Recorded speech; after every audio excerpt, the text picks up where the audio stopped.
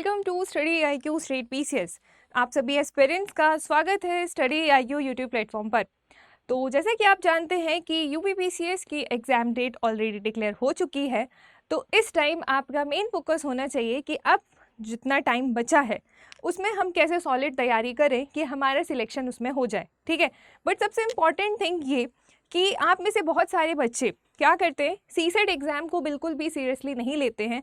But ये आपको तो पता ही होगा अगर आपने फॉर्म भरा है और आप ये पेपर देने वाले हैं, तो आप इस चीज़ से वाकिफ़ होंगे। मैं ये उम्मीद कर रही हूँ कि भाई इस उत्तर प्रदेश CSET की बात करूँ, चाहे मैं MPPSC की बात करूँ, चाहे अदर, ठीक है, CSET जो है वो क्वालिफाइंग इन नेचर है। मतलब अगर आप इसमें पास नहीं हुए ना, तो आपका जो मतलब मेन पेपर है वो चेक नहीं होगा, ठीक है। तो आपको इसमें पास होना ज़रूरी है और इसमें पास होने के लिए कुछ कुछ बातें हैं जिनको आपको ध्यान रखना नेसेसरी है, ठीक है। अगर आप उन बातों को ध्यान रखेंगे तो आराम से आप मिनिमम पासिंग मार्क्स ले आएंगे, ठीक है। और इन्हीं बातों को ध्यान रखते हुए आज मैं आपके लिए लेकर आई हूँ कम्युनिकेशन एंड इंटरपर्सनल स्किल के साल 2018 से लेके 2023 तक जितने भी क्वेश्चंस पूछे गए थे वो सब हम यहाँ पे आज डिस्कस करेंगे, ठीक है। देखो, मेरा PYQ कराने का मतलब ये बिल्कुल भी नहीं है, मैं ये बिल्कुल नहीं कह रही कि एज इट इज़ क्वेश्चन उठ के आपको कॉपी पेस्ट हो जाएगा, ठीक है। बट PYQ से आपको एक रफली आइडिया मिल जाएगा कि इस टाइप के क्वेश्चन आते हैं और मैंने इस टाइप की पढ़ाई की है, तो एक कॉन्फिडेंस ऑटोमेटिकली बिल्ड हो जाता है आपके अंदर, ओके। तो बस ये क्लास आपकी साल 2018 से 2023 तक के PYQ पर बेस्ड होगी।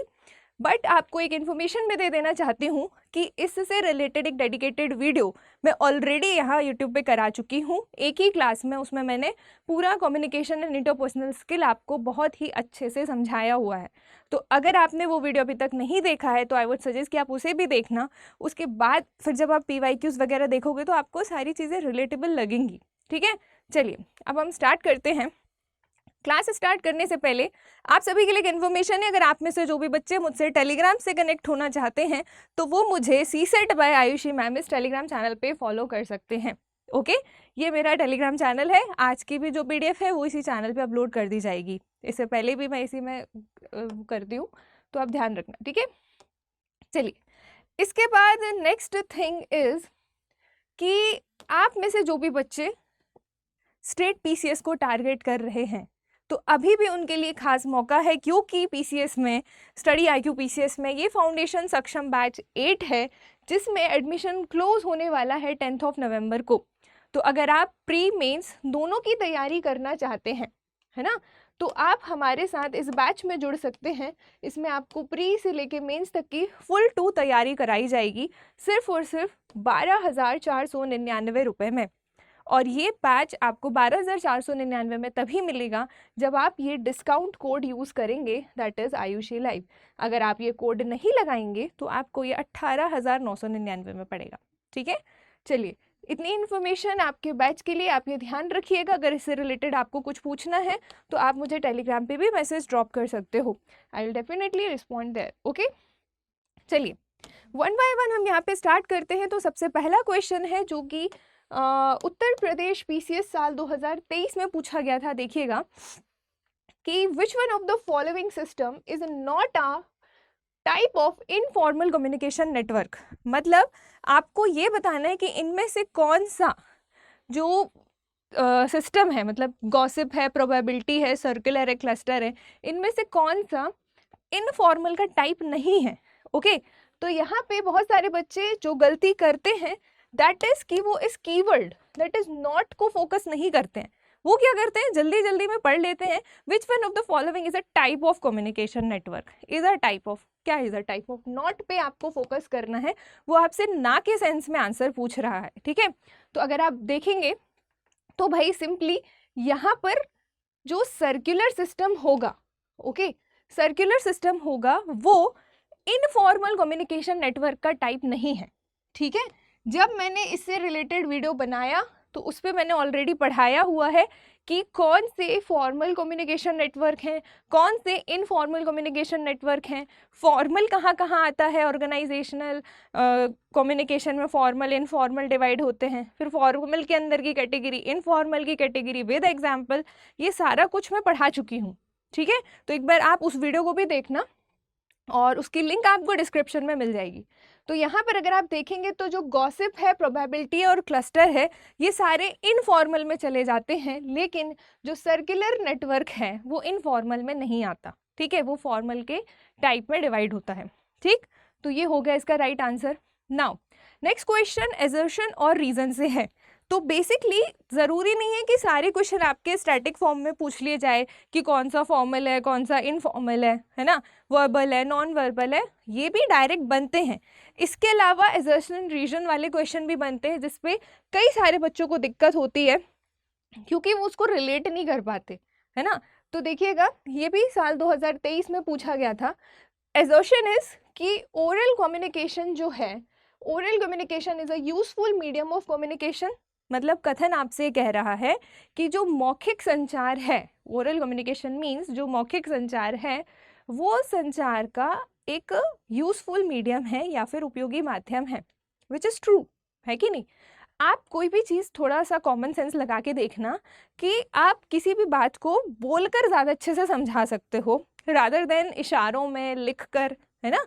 वर्बली आप ओरली बहुत अच्छे से कनेक्ट कर सकते हो किसी के भी साथ, ठीक है। जैसे अगर अभी मैं आपको यहाँ पर बोलकर पढ़ा रही हूँ, अगर आपको सडनली आवाज़ आना बंद हो जाए, ठीक है, तो आपको यहाँ पे मैं बोल रही हूँ, जेस्चर पोस्चर आपको ये दिखाई देंगे, तो आप यहाँ पे अंदाज लगाना शुरू करोगे कि मैम ये बोल रही होंगी या उनका ये मतलब होगा, है ना। ऑडियो नहीं होगा तो आप उसको कोऑर्डिनेट नहीं कर पाओगे, राइट। तो एजर्शन तो हमारा सही है, ओके। एंड रीजन देखना कि वो क्या बोल रहे हैं इस एजर्शन के पीछे का, कि because there is no proof of what is said in oral communication. अब आप खुद सोचो कि क्या इसका ये रीज़न होगा। मतलब अगर ओरल कम्युनिकेशन का एक अच्छा खासा यूजफुल मीडियम है, क्योंकि इसका रीज़न ये है कि इसमें कोई प्रूफ नहीं होता है, तो ये कोई बात नहीं होती इस मीडियम का यूजफुल होना कि प्रूफ नहीं है भाई इसीलिए अच्छा मीडियम है, ऐसा नहीं है, ठीक है। तो एजर्शन जो होगा आपका वो तो करेक्ट है ही, लेकिन जो रीज़न है वो उसका राइट एक्सप्लेनेशन नहीं है, ठीक है। तो यहाँ पे राइट आंसर आपका हो जाएगा कि A and R both are correct. मतलब इंडिविजुअली अगर आप देखोगे ना तो ए भी सही है, आर भी सही है, लेकिन आर ए की सही व्याख्या नहीं कर रहा है, इसका मीनिंग ये होगा। तो यहाँ पे राइट आंसर हो जाएगा आपका C, that is R is not the correct explanation of A, okay. तो इस टाइप के क्वेश्चन आपके एग्जाम में देखने को मिले तो मैं आपको ये सजेशन दूंगी कि इस चैप्टर में आपको बहुत ज़्यादा दिमाग लगाने की ज़रूरत नहीं है। अगर आप थोड़ा बहुत कॉमन सेंस, जनरल आसपास के चीज़ों को कनेक्ट करके भी देखोगे ना तो आप राइट आंसर तक पहुंच जाओगे आराम से, ओके। तो डरना नहीं है इसमें। आप क्वेश्चन का लेवल देख के समझ पा रहे होंगे कि क्वेश्चन कैसे आते हैं। अब आप खुद सोचो कि ऐसा क्वेश्चन आएगा तो आप नहीं कर पाओगे क्या? कर लोगे ना आराम से। अब यही एजर्शन रीज़न था, तो ये बिल्कुल कॉमन सेंस वाला क्वेश्चन था, ठीक है। दोनों चीज़ें आपको रिलेट कर रही थी, इंडिविजुअली सही जा रही थी, लेकिन करेक्ट एक्सप्लेनेशन कथन की ये होगी ये नहीं था यहाँ पे, ओके।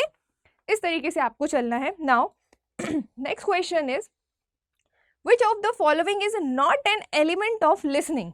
लिसनिंग के बारे में भी मैंने बहुत डीप में पढ़ाया है उस दिन, तो आप देखिएगा कि लिसनिंग का इनमें से कौन सा एलिमेंट नहीं है। रिएक्टिंग है या नहीं, परसुएशन, सेंसिंग, इवोल्यूशन। अब आप देखिए, जब भी आपसे मैं आपको एक सलाह दूंगी कि जब भी आपसे नो के सेंस में बात पूछी जाए क्वेश्चन में, तो आप हमेशा ऑप्शन, ऑब्वियस है कि अगर नो के रिस्पेक्ट में पूछा है तो 3 आपके राइट के रिस्पेक्ट में होंगे, ओके। तो अगर आपको ना नहीं पता है तो जो हाँ पता है ना उसको टिक करके एलिमिनेट करते जाओ, क्योंकि हमें क्या करना है, नो के रिस्पेक्ट में आंसर देना है। सॉरी। तो इस बेसिस पे आप यस वाले अलग करते जाओ, जो जो आपको पता है वो आप एलिमिनेट करते जाओगे। तो भाई रिएक्टिंग लिसनिंग का एलिमेंट तो है ही, ठीक है। सेंसिंग भी होती है, इवोल्यूशन भी होता है, लेकिन परसुएशन नहीं होगा, क्योंकि परसुएशन को अगर आप डिस्क्राइब करने पे जाएंगे तो ये एक ऐसी एबिलिटी है, ठीक है, किसी भी पर्सन के मतलब बिहेवियर को चेंज करने की एक एबिलिटी या प्रोसेस आप कह लो, ये परसुएशन में जाएगा। तो ये लिसनिंग का एलिमेंट नहीं होगा, है ना। मतलब सुनना, लिसनिंग में दो टाइप की लिसनिंग होती है जो मैंने लास्ट क्लास में पढ़ाई थी। एक है आपकी एक्टिव लिसनिंग और एक है लिसनिंग इन द सेंस, जैसे कि आप लोग बहुत करते होगे कि कोई कुछ बोल रहा है या कोई बड़ा कुछ समझा रहा होता है, तो मैं हर किसी को नहीं टारगेट कर रही हूँ, लेकिन कुछ लोग होते हैं उनको लगता है कि वही ओवर स्मार्ट है ना, वही सबसे ज़्यादा जानते हैं। तो जब सामने वाला आपको कुछ समझा रहा होता है तो आप हाँ हाँ जी नहीं ये सब तो आप कर रहे हो, है ना, लेकिन आप सुन रहे हो, लेकिन आप ध्यान से नहीं सुन रहे हो, है ना। सिर्फ सुन के आप उसको अंदर स्टोर नहीं कर रहे हो, फिक्स नहीं कर रहे हो, सिर्फ सुन के दिमाग से दिमाग में तो ला ही नहीं रहे हो। तो दैट्स कॉल्ड एक लिसनिंग है, जिसको सिर्फ लिसनिंग कहा जा रहा है कि हाँ हम आपके सामने फिजिकली खड़े हैं या ऑन कॉल हम सुन रहे हैं, लेकिन हम आपको मतलब नहीं रख रहे हैं उस चीज़ से, तो वो हो गई एक्टिव लिसनिंग, नहीं होगी वो, ठीक है। तो यहाँ पे लिसनिंग का एलिमेंट पूछा था कि जो नहीं है, तो वो हो जाएगा आपका परसुएशन। ओके, नाउ अगेन एक और क्वेश्चन देखने को मिला साल 2023 में, कम्युनिकेशन प्रोसेस की ऑर्डर को अरेंज करने वाला, और ये one of most important type है या टॉपिक आप कह लो कि कम्युनिकेशन है। अब सिलेबस उठा के देखोगे ना ऑफिशियली, तो आपको सिर्फ कम्युनिकेशन एंड इंटरपर्सनल स्किल लिखा दिखेगा, लेकिन कम्युनिकेशन अपने आप में पूरा एक फुल चैप्टर है। तो उसमें जब हम कम्युनिकेशन प्रोसेस पढ़ते हैं तो उसमें आपको ये पढ़ाया जाता है कि सबसे पहले क्या आएगा भाई, तो सबसे पहले आएगा आपका सोर्स, ठीक है, सबसे पहले आएगा सोर्स। फिर सोर्स क्या करेगा, सोर्स जो भी मैसेज है ना उसको एनकोड करेगा, ठीक है। अब यहाँ पे मैसेज और उस मैसेज की एनकोडिंग होती है, ठीक है, यहाँ पे मैसेज और उस मैसेज की एनकोडिंग, और फिर ये जो मैसेज है ये जाएगा कैसे, एक मीडियम के थ्रू। तो यहाँ पे होगा मीडियम या चैनल, जैसे कि अभी आप इंटरनेट के माध्यम से यहाँ पर आप पढ़ रहे हो, ठीक है, तो ये हो गया आपका मीडियम। फिर उसके बाद ये जो मीडियम है ये क्या करेगा, ये मैसेज को डिकोड करेगा, ठीक है। फिर यहाँ पे ये जो मैसेज है, यही मैसेज जो इस मीडियम के थ्रू आ रहा है, यहाँ पे यही मैसेज डिकोड हो रहा होता है, मतलब जो रिसीवर है वो क्या कर रहा होता है, उसको अंडरस्टैंड कर रहा होता है। और फिर यहाँ पे होता है रिसीवर, जो रिसीवर मीन्स वो जो सोर्स के मैसेज को प्राप्त करेगा या सुनेगा, या लिसनर आप कह सकते हैं। और फिर इस पूरी प्रोसेस के दौरान, ठीक है, रिसीवर से सोर्स से रिसीवर की प्रोसेस के दौरान यहाँ पे कई सारे आपको नॉइजेस देखने को मिलते हैं। नॉइजेस मीन्स आपको डिस्टरबेंस देखने को मिलते हैं कि कई बार नेटवर्क कनेक्शन का टूट जाना, या फिर ऑडिबल नहीं होना, विजिबल नहीं होना, ये सारी चीज़ें आपको नॉइज़ में देखने को मिलती है, बैरियर आता है। ओके, एंड जो लास्ट स्टेप होता है वो आपका होता है फीडबैक। हमेशा कई बार ये क्वेश्चन रिपीट भी हुआ है, लैंग्वेज पूछने की बदल दी जाती है, लेकिन क्वेश्चन वही रहता है कि लास्ट स्टेप पूछ ले कि लास्ट स्टेप क्या होता है। तो जो लास्ट स्टेप है वो होता है भाई इस पूरी प्रोसेस में फीडबैक, ठीक है। जब तक आप मान लो आप अपने किसी फ्रेंड से बात कर रहे हैं, ओके, अब आप तो बात कर रहे हैं, वो सुन रहा है, समझ रहा है क्या कर रहा है, वो जब तक बोलेगा नहीं, उस पर्सपेक्टिव में वो आंसर नहीं देगा, तो आपको तो नहीं पता चलने वाला ना। तो वो क्या है, फीडबैक है। तो लास्ट स्टेप होगा आपका फीडबैक। तो इस कम्युनिकेशन प्रोसेस से आपके कई सारे क्वेश्चन देखने को मिलते हैं। तो अगर आप इस ऑर्डर अरेंज पे जाएंगे तो इट इज़ नॉट मैंडेटरी कि हमेशा यही ऑर्डर पूछे। जैसे साल 2023 में अगर इसने इस तरीके का ऑर्डर पूछा है, हो सकता है कि अब जो पेपर आए उसमें बीच के कोई भी 4 ऑर्डर उठा ले, बीच के कोई भी 3 ऑर्डर उठा ले, लेकिन ऑर्डर अरेंज करने को वो देता है, ठीक है। तो यहाँ पे राइट आंसर हो जाएगा आपका ऑप्शन नंबर सी, यानी कि क्या क्या सीक्वेंस कौन सा कब पहले आएगा, ठीक है। तो सबसे पहले आएगा आपका सोर्स, यानी कि दिस नंबर 1। फिर उसके बाद आएगा आपका मैसेज, सोर्स जो है भाई वो मैसेज करेगा। फिर सेकंड नंबर पे आएगा मीडियम के थ्रू वो भेजेगा। थर्ड नंबर पे आएगा कौन, रिसीवर। अब यहाँ पर आप ये सोचेंगे कि मैम मैसेज तो लिखा नहीं है ना, मतलब यहाँ पे डिकोड तो लिखा नहीं, एनकोड तो लिखा नहीं, लेकिन जब हम पढ़ते हैं तो डिकोड एनकोड दिखता है वहाँ पे। तो भाई मैसेज को आप किस तरीके से किस फॉर्मेट में भेज रहे हैं, दैट्स कॉल्ड एनकोडिंग। और लिसनर या रिसीवर उसको जब अंडरस्टैंड कर रहा है तो दैट्स कॉल्ड डिकोडिंग। तो एनकोडिंग डिकोडिंग करके भी लिख के आ सकता है। तो आपको ये चीज़ ध्यान रखनी है। ऐसा नहीं है कि यहाँ जितना लिख दिया उतना ही ऑर्डर होता होगा, बट यहाँ पे तो हम आपको एक्सप्लेन कर रहे हैं ना एनकोडिंग डिकोडिंग के माध्यम से। तो आपको ये चीज़ ध्यान रखनी है कि किसको एनकोडिंग किसको डिकोडिंग कहा जा रहा है। ओके, तो ये इंपॉर्टेंट क्वेश्चन है, इस टाइप के क्वेश्चन पेपर में देखने को मिलते हैं। आप इनको ध्यान रखिएगा, ऑर्डर पे गलती मत कीजिएगा, इंपॉर्टेंट है, हो सकता है वापस से पूछ लिया जाए। Now next question is which of the following communication system encourages a person to pass confidential information to his superior officer or his subordinate officer? देखिए, इस पर पूरा एक वीडियो मैं बता चुकी हूँ, एक ही वीडियो में सारे सेगमेंट मैंने पढ़ाए हैं। Okay, again I am telling you कि एक बार वो वीडियो देखना।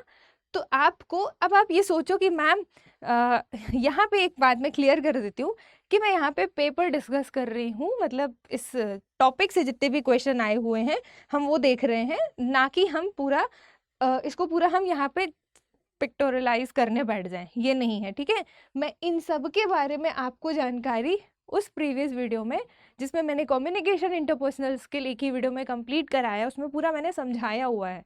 तो यहाँ पे मैं आपको इन शॉर्ट बताते चलूँगी ऑप्शंस के बारे में, फिर आप उसको राइट आंसर तक पहुँचेगा, ठीक है।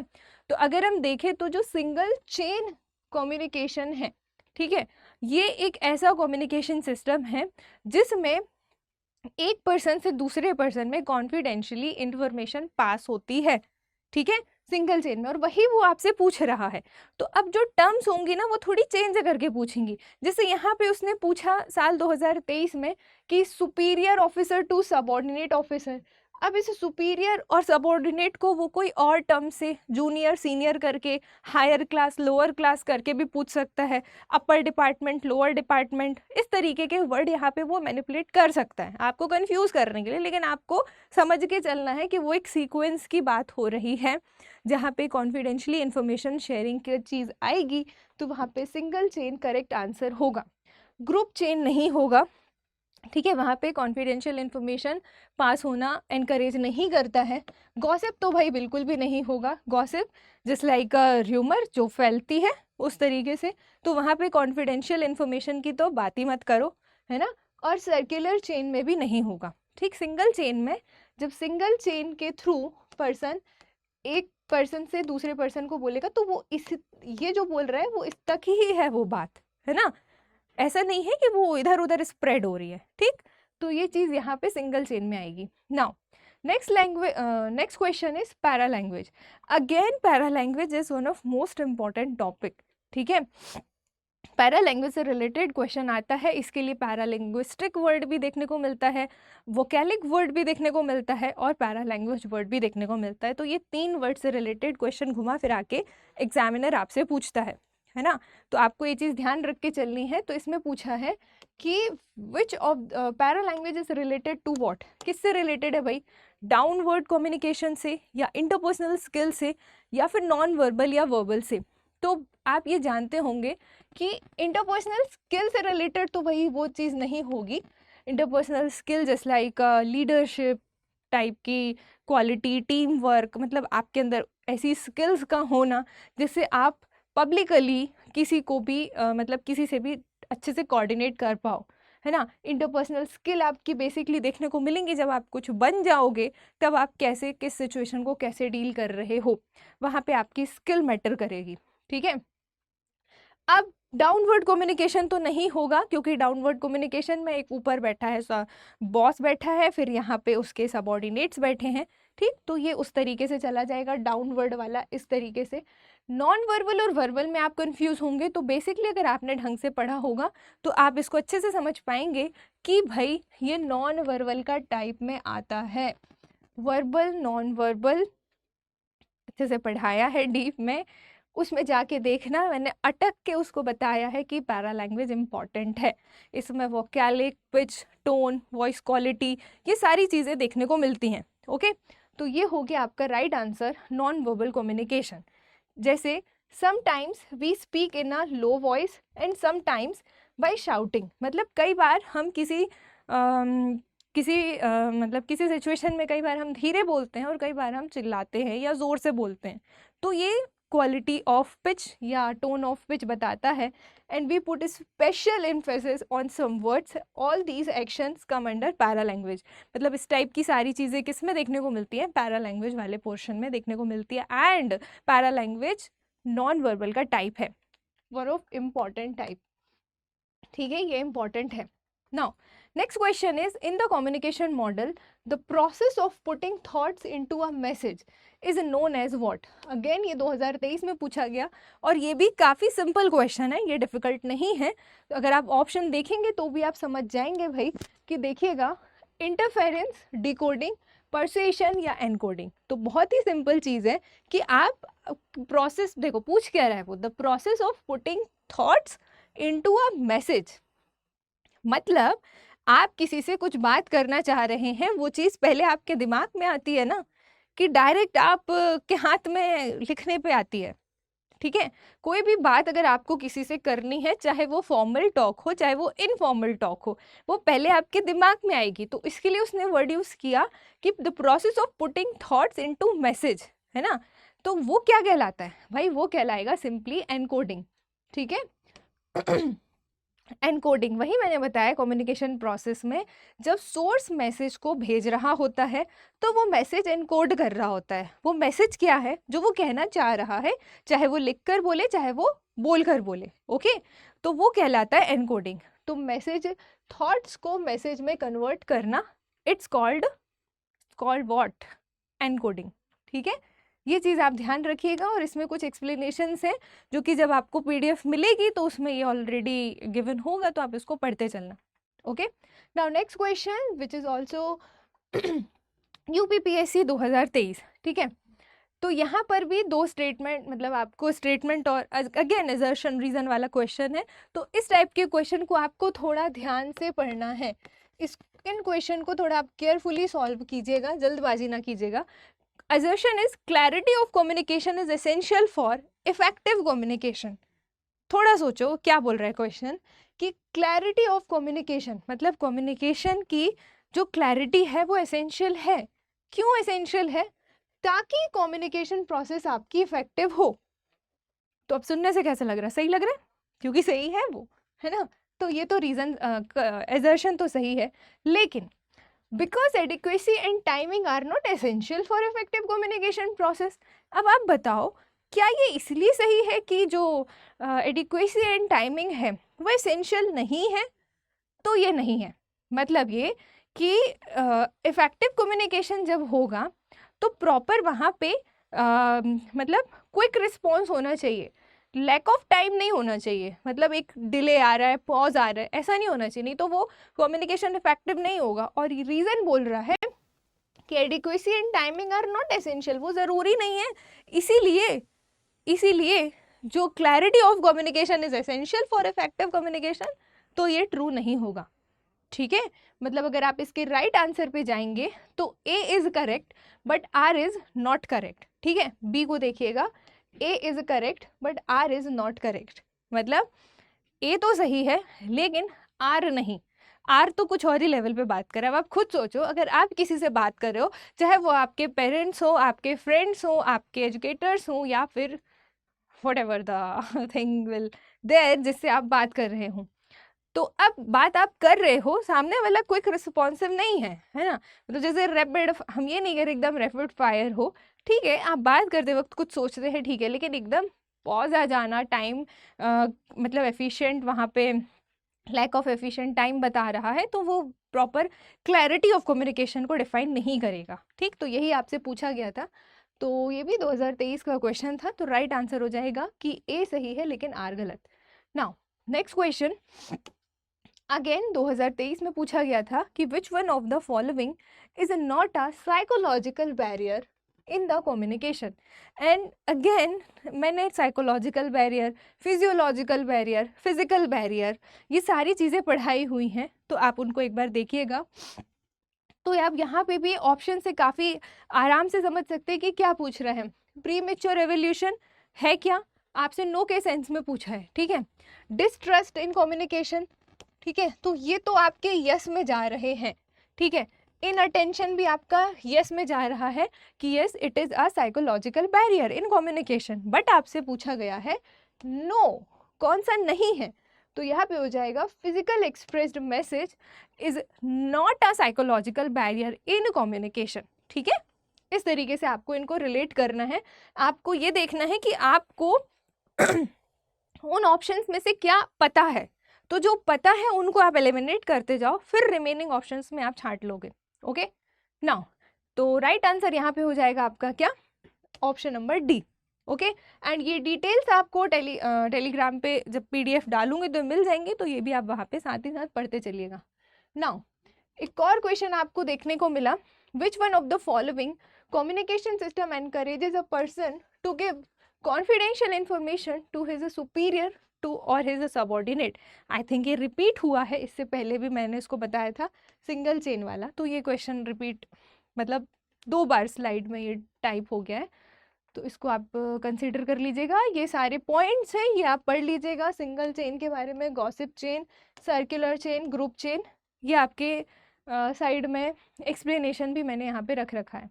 नाउ तो साल 2022 में देखिएगा क्या क्वेश्चन पूछा गया था।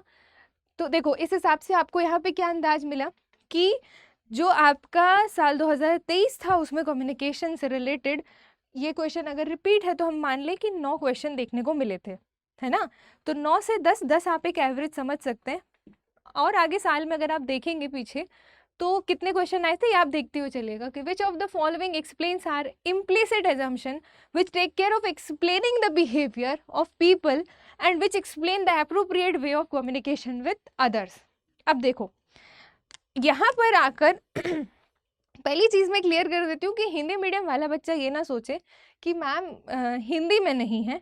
मैं उनके लिए ख़ास तौर पे बात कहूँगी कि आप भले ही हिंदी मीडियम से पेपर दे रहे हैं, लेकिन इस बात का बहुत अच्छे से ख्याल रखना कि हिंदी मीडियम वालों के साथ धोखा होता है, क्योंकि वो हिंदी में भी एकदम कोर हिंदी के एकदम टेक्निकल वर्ड उठा के वो पूछ लेते हैं जिसका मीनिंग हिंदी वालों को भी नहीं पता होता है। वो सोचते हैं कि नहीं हमारी हिंदी स्ट्रांग है, हम हिंदी मीडियम के, लेकिन यहाँ पे ऐसे ऐसे शब्द आपको देखने को मिलेंगे कि आप उसको मीन नहीं कर पाओगे, तो तब आपको काम आएगी इंग्लिश की टर्मिनोलॉजी। तो आप जब पढ़ोगे तो इंग्लिश टर्मिनोलॉजीज आप देखकर चलिएगा। जिस वीडियो में मैंने पढ़ाया है उसमें मैंने सारे कीवर्ड्स इंग्लिश में यूज़ किए हैं, एक्सप्लेनेशन मैंने बायलिंगुअली रखा है जिससे आपको समझने में दिक्कत ना हो। ओके चलिए, तो नेक्स्ट देखिएगा। तो इसमें आपसे क्या पूछा है कि जो आर इम्प्लिसिट एजम्पशन है उनको कौन एक्सप्लेन कर रहा है इनमें से, कम्युनिकेशन पर्सपेक्टिव, मॉडल, रूल या पैटर्न। तो यहाँ पे सिंपली आपका आंसर जाएगा कि कम्युनिकेशन जो रूल है वो क्या कर रहा है, इम्प्लिसिट एजम्पशंस को अच्छे तरीके से आपके बिहेवियर, पीपल के बिहेवियर को एक्सप्लेन करता है, रूल ऑफ कम्युनिकेशन। ठीक है, पर्सपेक्टिव में आप नहीं जाएंगे कि कम्युनिकेशन परिप्रेक्ष्य के बेसिस पे होती है ये चीज़ें, नहीं, मॉडल नहीं, ठीक है, एंड पैटर्न भी नहीं। यहाँ पे रूल जाएगा। ये डायरेक्ट डेफिनेट क्वेश्चन है जो कि एग्जाम में देखने को मिलता है।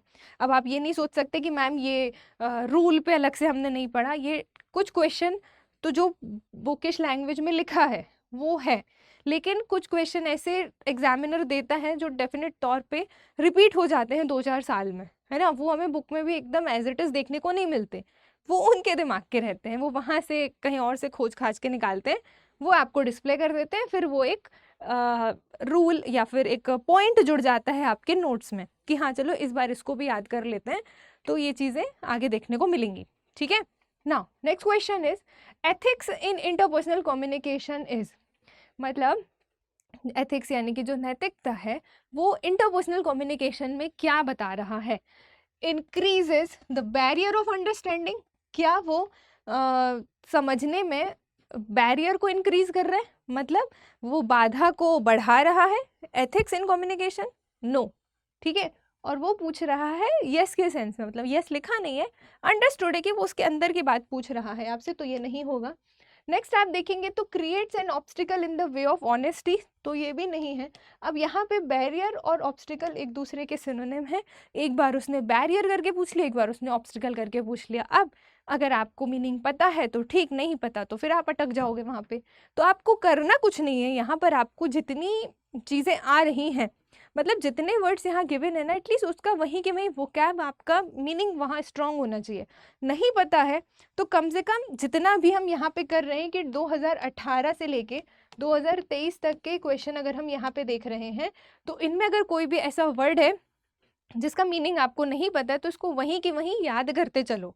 अगर आप छोड़ोगे कि कल कर लूँगा, परसों कर लूँगा, तो फिर वो कल और परसों कभी नहीं आएगा, है ना। तो वहीं की वहीं याद करो, वो दिमाग में रहेगा, पेपर में याद आ जाता है। Okay, now it is not worth considering, तो भाई ये बिल्कुल भी नहीं होगा। तो राइट आंसर होगा यहाँ पे इट इज़ वर्थ कंसिडरिंग। मतलब जो एथिक्स इन इंटरपर्सनल कम्युनिकेशन है, and what is interpersonal communication? Interpersonal communication is दो लोगों के बीच में बातचीत का होना, ठीक है। तो ये क्या करता है? इट इज़ वर्थ कंसिडरिंग, मतलब ये थिंकेबल होता है, क्रेडिबल होता है। कौन? It is worth considering, defined as, okay, in ethics sense में मैं बात कर रही हूँ। तो राइट आंसर होगा यहाँ पर, अगर हम इसको हिंदी में बात करें तो जो विचारने योग्य है, लाइक दैट, आप ऐसा इसको समझ सकते हैं, ठीक है, नैतिकता के सेंस में। Now next question is the two skills that are related to being a good listener are. अब ये जो गुड लिसनर वाली स्किल आपसे पूछी गई है, अगर आप ये पढ़ के नहीं भी जाओगे ना, तो भी आप आराम से बता दोगे, अगर आप एक खुद में भी गुड लिसनर होगे तो।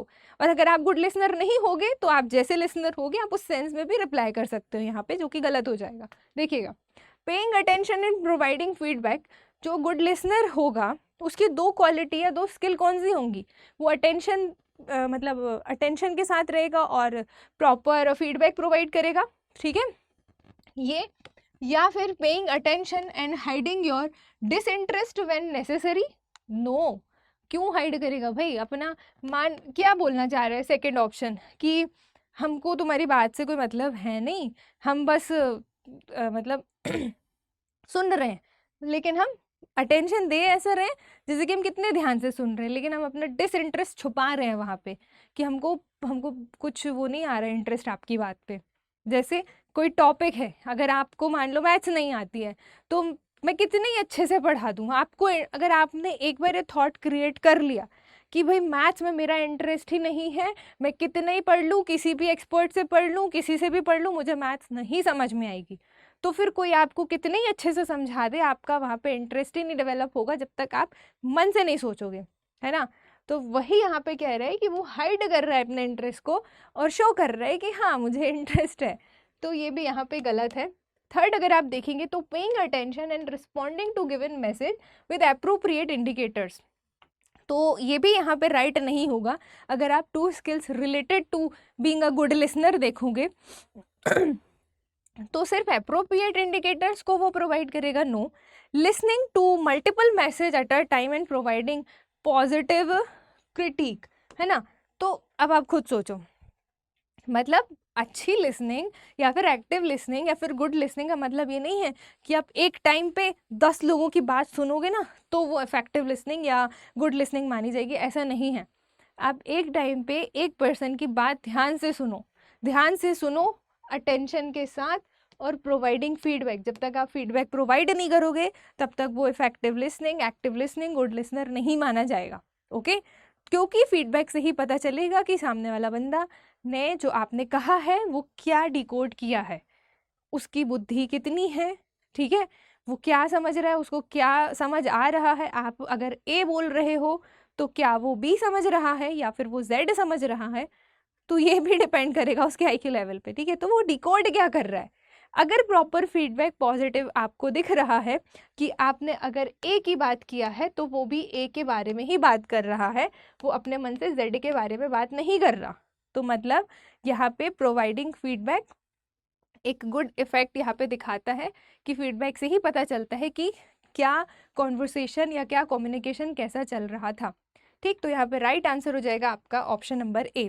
नाउ नेक्स्ट क्वेश्चन इज कि a technique that can be used by an active listener, again listening, active listening, good listener, skills of listening ये इम्पॉर्टेंट है।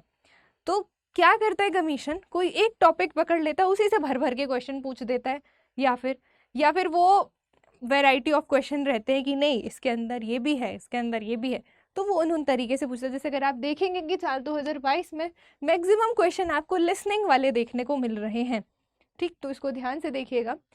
डिस्क्राइब द सिचुएशन, तो आपसे क्या पूछा है, अ technique that can be used by an active listener is describing the situation, क्या हो सकता है या फिर एक्सप्रेसिंग कंसर्न, या फिर पैराफ्रेजिंग द स्पीकर्स वर्ड, या फिर expressing one's own view point often during a conversation.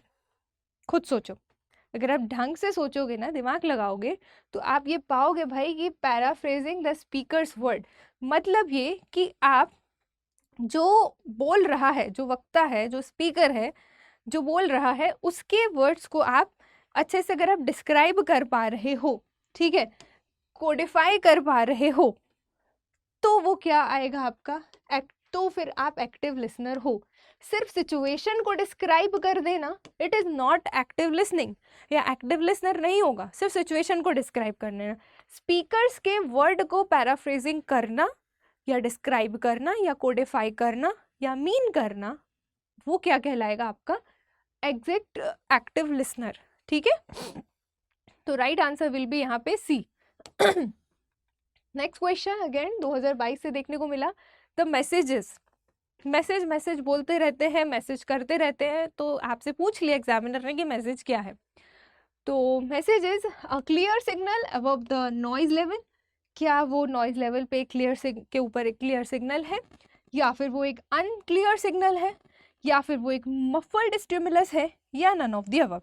तो अगर आप देखेंगे तो नन ऑफ द अबव तो सबसे पहले कटेगा, क्योंकि ये 3 ऑप्शन हमारे सोचने वाले हैं कि इनमें से ही आंसर जाएगा, ठीक है। अगर आप इनकी हिंदी जाओगे ना, हिंदी देखोगे अगर पेपर उठा के, तो बहुत डिफिकल्ट है, मतलब वो आप प्रोनाउंस भी ढंग से नहीं कर पाओगे, तो मीन क्या करोगे।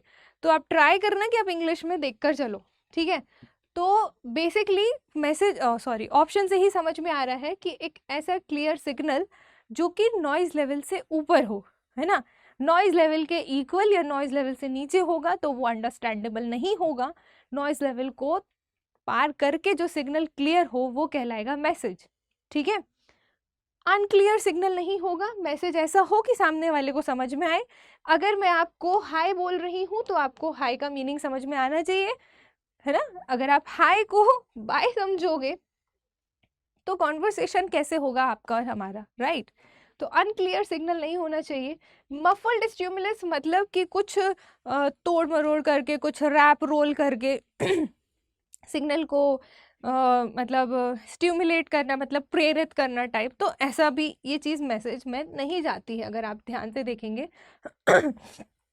तो क्लोज्ड, ब्लॉक्ड या रोल्ड मैसेज को बूस्ट करना क्या मैसेज है, नो, ठीक है। तो ये नहीं जाएगा, ये आप लोगों के लिए लिख दिया है जिससे आपको पीडीएफ में इनके साइड मीनिंग, जैसे अगर आपको मफल्ड का मीनिंग नहीं पता है तो ये आप लोगों के लिए है कि आपको पीडीएफ में ये दिखेगा। तो क्योंकि मुझे पता है कि आप लोगों के भरोसे अगर मैं ये छोड़ दूं कि जिनका मीनिंग नहीं आ रहा है आप देख लेना, तो आप कभी नहीं देखोगे, ठीक है। तो खुद ही से मैंने नोट कर दिया है कि आप देखते चलिएगा। नाउ नेक्स्ट क्वेश्चन इज ये भी 2022 का है, देखिएगा क्या क्वेश्चन है। Effective listening involves, again listening से क्वेश्चन है, कितने सारे क्वेश्चन लिसनिंग से आए हैं।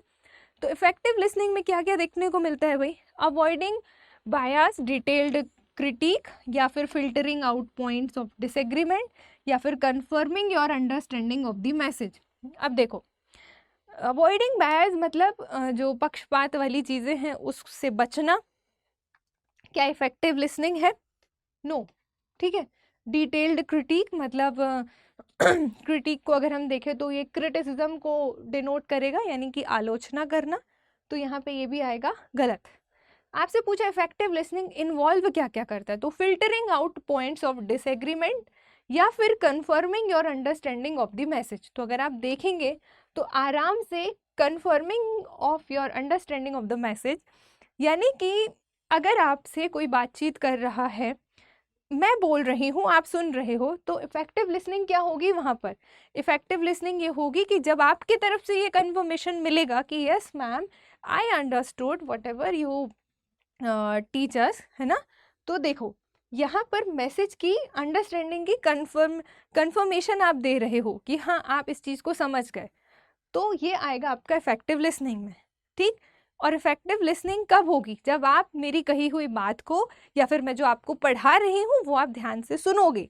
ध्यान से सुनने के लिए, ध्यान से सुनने का मतलब है ध्यान से सुनना, ये नहीं कि फिजिकली हियर मेंटली देयर वाली कंडीशन हो रही है आपकी, कि आप बैठे तो हैं स्क्रीन के सामने कि हाँ मैम कुछ पढ़ा तो रही हैं बट देख लेंगे बाद में 2x पे लगा के पेपर से पहले, इस उसमें तो ऐसा नहीं पढ़ना है, एक बार में पढ़ना है, सॉलिड पढ़ना है। तो डी आंसर हो जाएगा आपका effective listening. Now next question is, जो कि अगेन साल 2022 में पूछा गया था। अब देखो 2023 में पूरे 6 या 5 ऑर्डर पे रिलेटेड क्वेश्चन था, ठीक है। और 2022 में भी ऑर्डर अरेंजमेंट पे क्वेश्चन था कम्युनिकेशन की प्रोसेस के लिए। तो आप देखना ये कम्युनिकेशन की प्रोसेस बहुत इंपॉर्टेंट है, हो सकता है 2024 में भी देखने को मिल जाए, ठीक है। तो अब यहाँ पे आपको बीच के 3 शब्द उठाए हैं, फीडबैक, मैसेज और नॉइज। तो अब आपको इन 3 में से अरेंज करना था कि कौन पहले आएगा। तो ऑब्वियसली फीडबैक सबसे लास्ट में आएगा, आपको ये ध्यान रखना है, ठीक है। मैसेज पहले आएगा। अब ऐसे प्रोसेस में सेंडर या सोर्स पहले आता है ना, जिसको प्रेषक बोलते हैं हिंदी में। तो अब ये नहीं कि आप बोलोगे मैम यहाँ सेंडर नहीं लिखा, भाई सेंडर मैसेज ही तो भेज रहा है ना। तो इन 3 के बेसिस पे ये फर्स्ट में आएगा एंड ये लास्ट में और ये आएगा बीच में, ठीक है। तो मैं सेकंड क्यों बोल रही, क्योंकि 3 ही ऑर्डर दिए गए हैं ना। तो 2 3 1 2 3 1 यानी कि ऑप्शन नंबर सी आपका सही हो जाएगा। Okay, now next question is again साल 2022 से है। Consider the following statement. आप ये मान के चलो कि एजर्शन रीजन, स्टेटमेंट रीजन वाले क्वेश्चन एग्जाम में देखने को मिलेंगे, ठीक है। भले ही एक क्वेश्चन पूछे लेकिन वो आपसे पूछेगा, तो आपको इस वाले क्वेश्चन को थोड़ा केयरफुली रीड करना है, जल्दबाजी नहीं करना।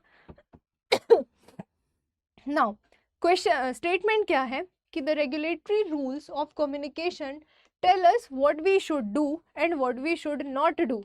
मतलब ये कि कम्युनिकेशन के जो रेगुलेटरी रूल्स हैं वो आपको क्या बताते हैं कि आपको क्या करना चाहिए और आपको क्या नहीं करना चाहिए। तो ये बात तो सही है ना, कि रूल से हमको ये पता चलता है कि भाई हमें क्या करना है क्या नहीं करना। जैसे स्कूल जब आप पढ़ते हो, कॉलेज में रूल्स की तो बात छोड़ ही दो, कॉलेज में कोई रूल फॉलो नहीं करता है ना, रूल ब्रेक करने के लिए तो कॉलेज होता है।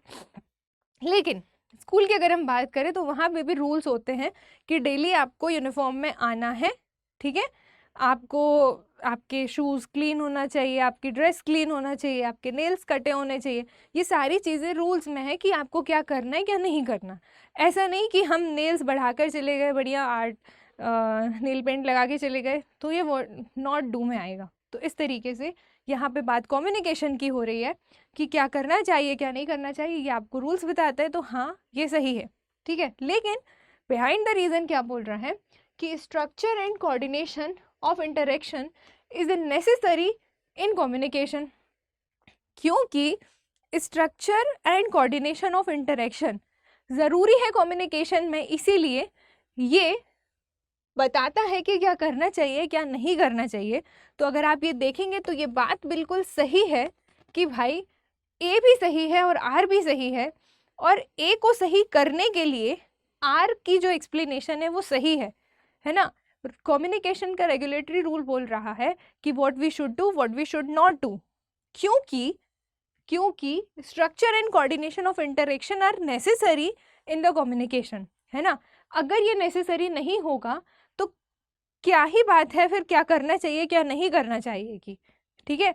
तो इसीलिए कोऑर्डिनेशन अच्छा बैठाने के लिए, एक प्रॉपर स्ट्रक्चर के लिए ये चीज़ का मेंटेन होना ज़रूरी है, इसीलिए ये रूल रखा गया है, ठीक। तो A and B both are correct and R is the right explanation या करेक्ट एक्सप्लेनेशन ऑफ ए, ठीक। नाउ नेक्स्ट क्वेश्चन अगेन 2022 से पूछा गया था। प्लेज इफेक्ट के बारे में, ये डायरेक्ट पूछा जाने वाला क्वेश्चन है। कुछ क्वेश्चन ऐसे होते हैं जो थ्योरेटिकल पोर्शन से उठकर आते हैं कि किस राइटर ने कम्युनिकेशन के बारे में क्या कहा, किस राइटर ने कम्युनिकेशन की क्या डेफिनेशन दी, ये सारी चीज़ें डायरेक्ट भी पूछी जाती हैं। ठीक है, अगर आप हमारे पेड कोर्सेज से जुड़ेंगे तो आपको इन सारी टॉपिक्स की डिटेल्ड मैनर में पढ़ाई कराई जाएगी। ठीक है, तो यहाँ पर आपको बेसिकली पूछा गया था कि पेल्ज इफेक्ट को एक्सप्लेन करना है, तो बेसिकली यहाँ पे जो बी है वो राइट आंसर है, जो इस लाइन को एक्सप्लेन, इस इफेक्ट को एक्सप्लेन कर रहा है कि demand for support combined and concurrent influence of juniors, मतलब जो जूनियर्स होते हैं उनके, ठीक है, उनमें क्या बताया जा रहा है कि आपको ये दो चीज़ें ध्यान रखनी है, combined and concurrent eight the same time and can be similar also, मतलब ना केवल एक ही टाइम पे होने वाली चीज़ बल्कि एक दूसरे से मिलती हुई चीज़ का भी दिखाई देना कॉन्करेंसी दिखाता है ना। तो demand for support for what, combined and concurrent influence of juniors, junior पे वो चीज़ों के इन्फ्लुएंस के लिए ये चीज़ की डिमांड की जाती है किसमें, पेल्ज इफेक्ट में, ये आप ध्यान रखिएगा। ओके, इसके बारे में थोड़ा सा इन्फॉर्मेशन है, ये 1952 में आया था और ये 2-3 लाइन लिखी है, ये आप लोग पढ़ लीजिएगा, PDF में मिल जाएगा। ठीक है, नाउ तो इतने क्वेश्चन थे आपके किस में से, साल 2022 में से। अगेन आपको वहाँ पे भी 9 क्वेश्चन देखने को मिले। नाउ नेक्स्ट क्वेश्चन है आपका साल 2021 में जो पूछा गया था, तो फीडबैक से रिलेटेड क्वेश्चन है कि फीडबैक के बारे में पूछ रहा है कि is effectively used to manage behaviour and increase efficiency, this is a type of, मतलब ये विच टाइप ऑफ कम्युनिकेशन में आता है, मास में आएगा, इनफॉर्मल में आएगा, इंटरपर्सनल में आएगा या ग्रुप में आएगा, बताइए। Feedback is effectively used to manage behaviour and increase efficiency, this is a type of, अगर आप ध्यान से देखेंगे तो ये आएगा आपका मोस्ट रिलेटेबल, जो आपका ऑप्शन जाएगा वो जाएगा आपका इंटरपर्सनल, मतलब अंतर व्यक्तित्व, लाइक ऐसा कुछ वर्ड देखने को मिलता है इसका हिंदी में कि भाई 2 पर्सन है, 2 पर्सन के बीच में कुछ बातचीत हो रही है, ये कुछ बोल रहा है, ये कुछ बोल रहा है, ये दोनों आपस में बातचीत कर रहे हैं, ये आता है इंटरपर्सनल। तो यहाँ पे जो फीडबैक है वो देना काफ़ी इफेक्टिव, मतलब कहना चाहिए इफेक्टिव फीडबैक यहाँ पे शो करेगा, इनके बीच में जो फीडबैक होगी वो इफेक्टिव फीडबैक आपको देखने को मिलेगी, रादर देन ग्रुप है, इनफॉर्मल है, मास है।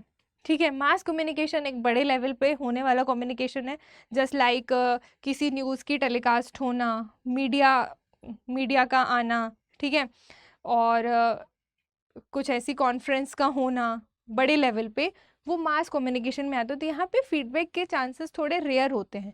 ओके, ग्रुप कम्युनिकेशन में भी उतना आप एक्सपेक्ट नहीं कर सकते कि आप हर किसी की फीडबैक को मतलब सुन पाओ या उस फीडबैक से रिलेटेड आप बात कर पाओ, क्योंकि यहाँ पे मेंबर्स आपके बढ़ जाते हैं। लेकिन इंटरपर्सनल में ये नहीं कह रही कि सिर्फ 2 ही लोग के बीच में बात होती है, लेकिन अगर आप बेसिकली देखें इसकी एक डिफाइंड फॉर्म में, तो 2 लोगों के बीच में जो बातचीत होती है, या 2 से 3 भी हो सकते हैं, ऐसा नहीं है, आगे बढ़ सकती है। तो बेसिकली कम्युनिकेशन बिटवीन 2 पीपल यहाँ पे दिखाया जाता है, किसमें, इंटरपर्सनल कम्युनिकेशन में, 2 लोगों के बीच की बातचीत में फीडबैक जो होगा वो ज़्यादा इफेक्टिव होगा रादर देन ग्रुप में, बड़े लेवल पे, मास लेवल पे।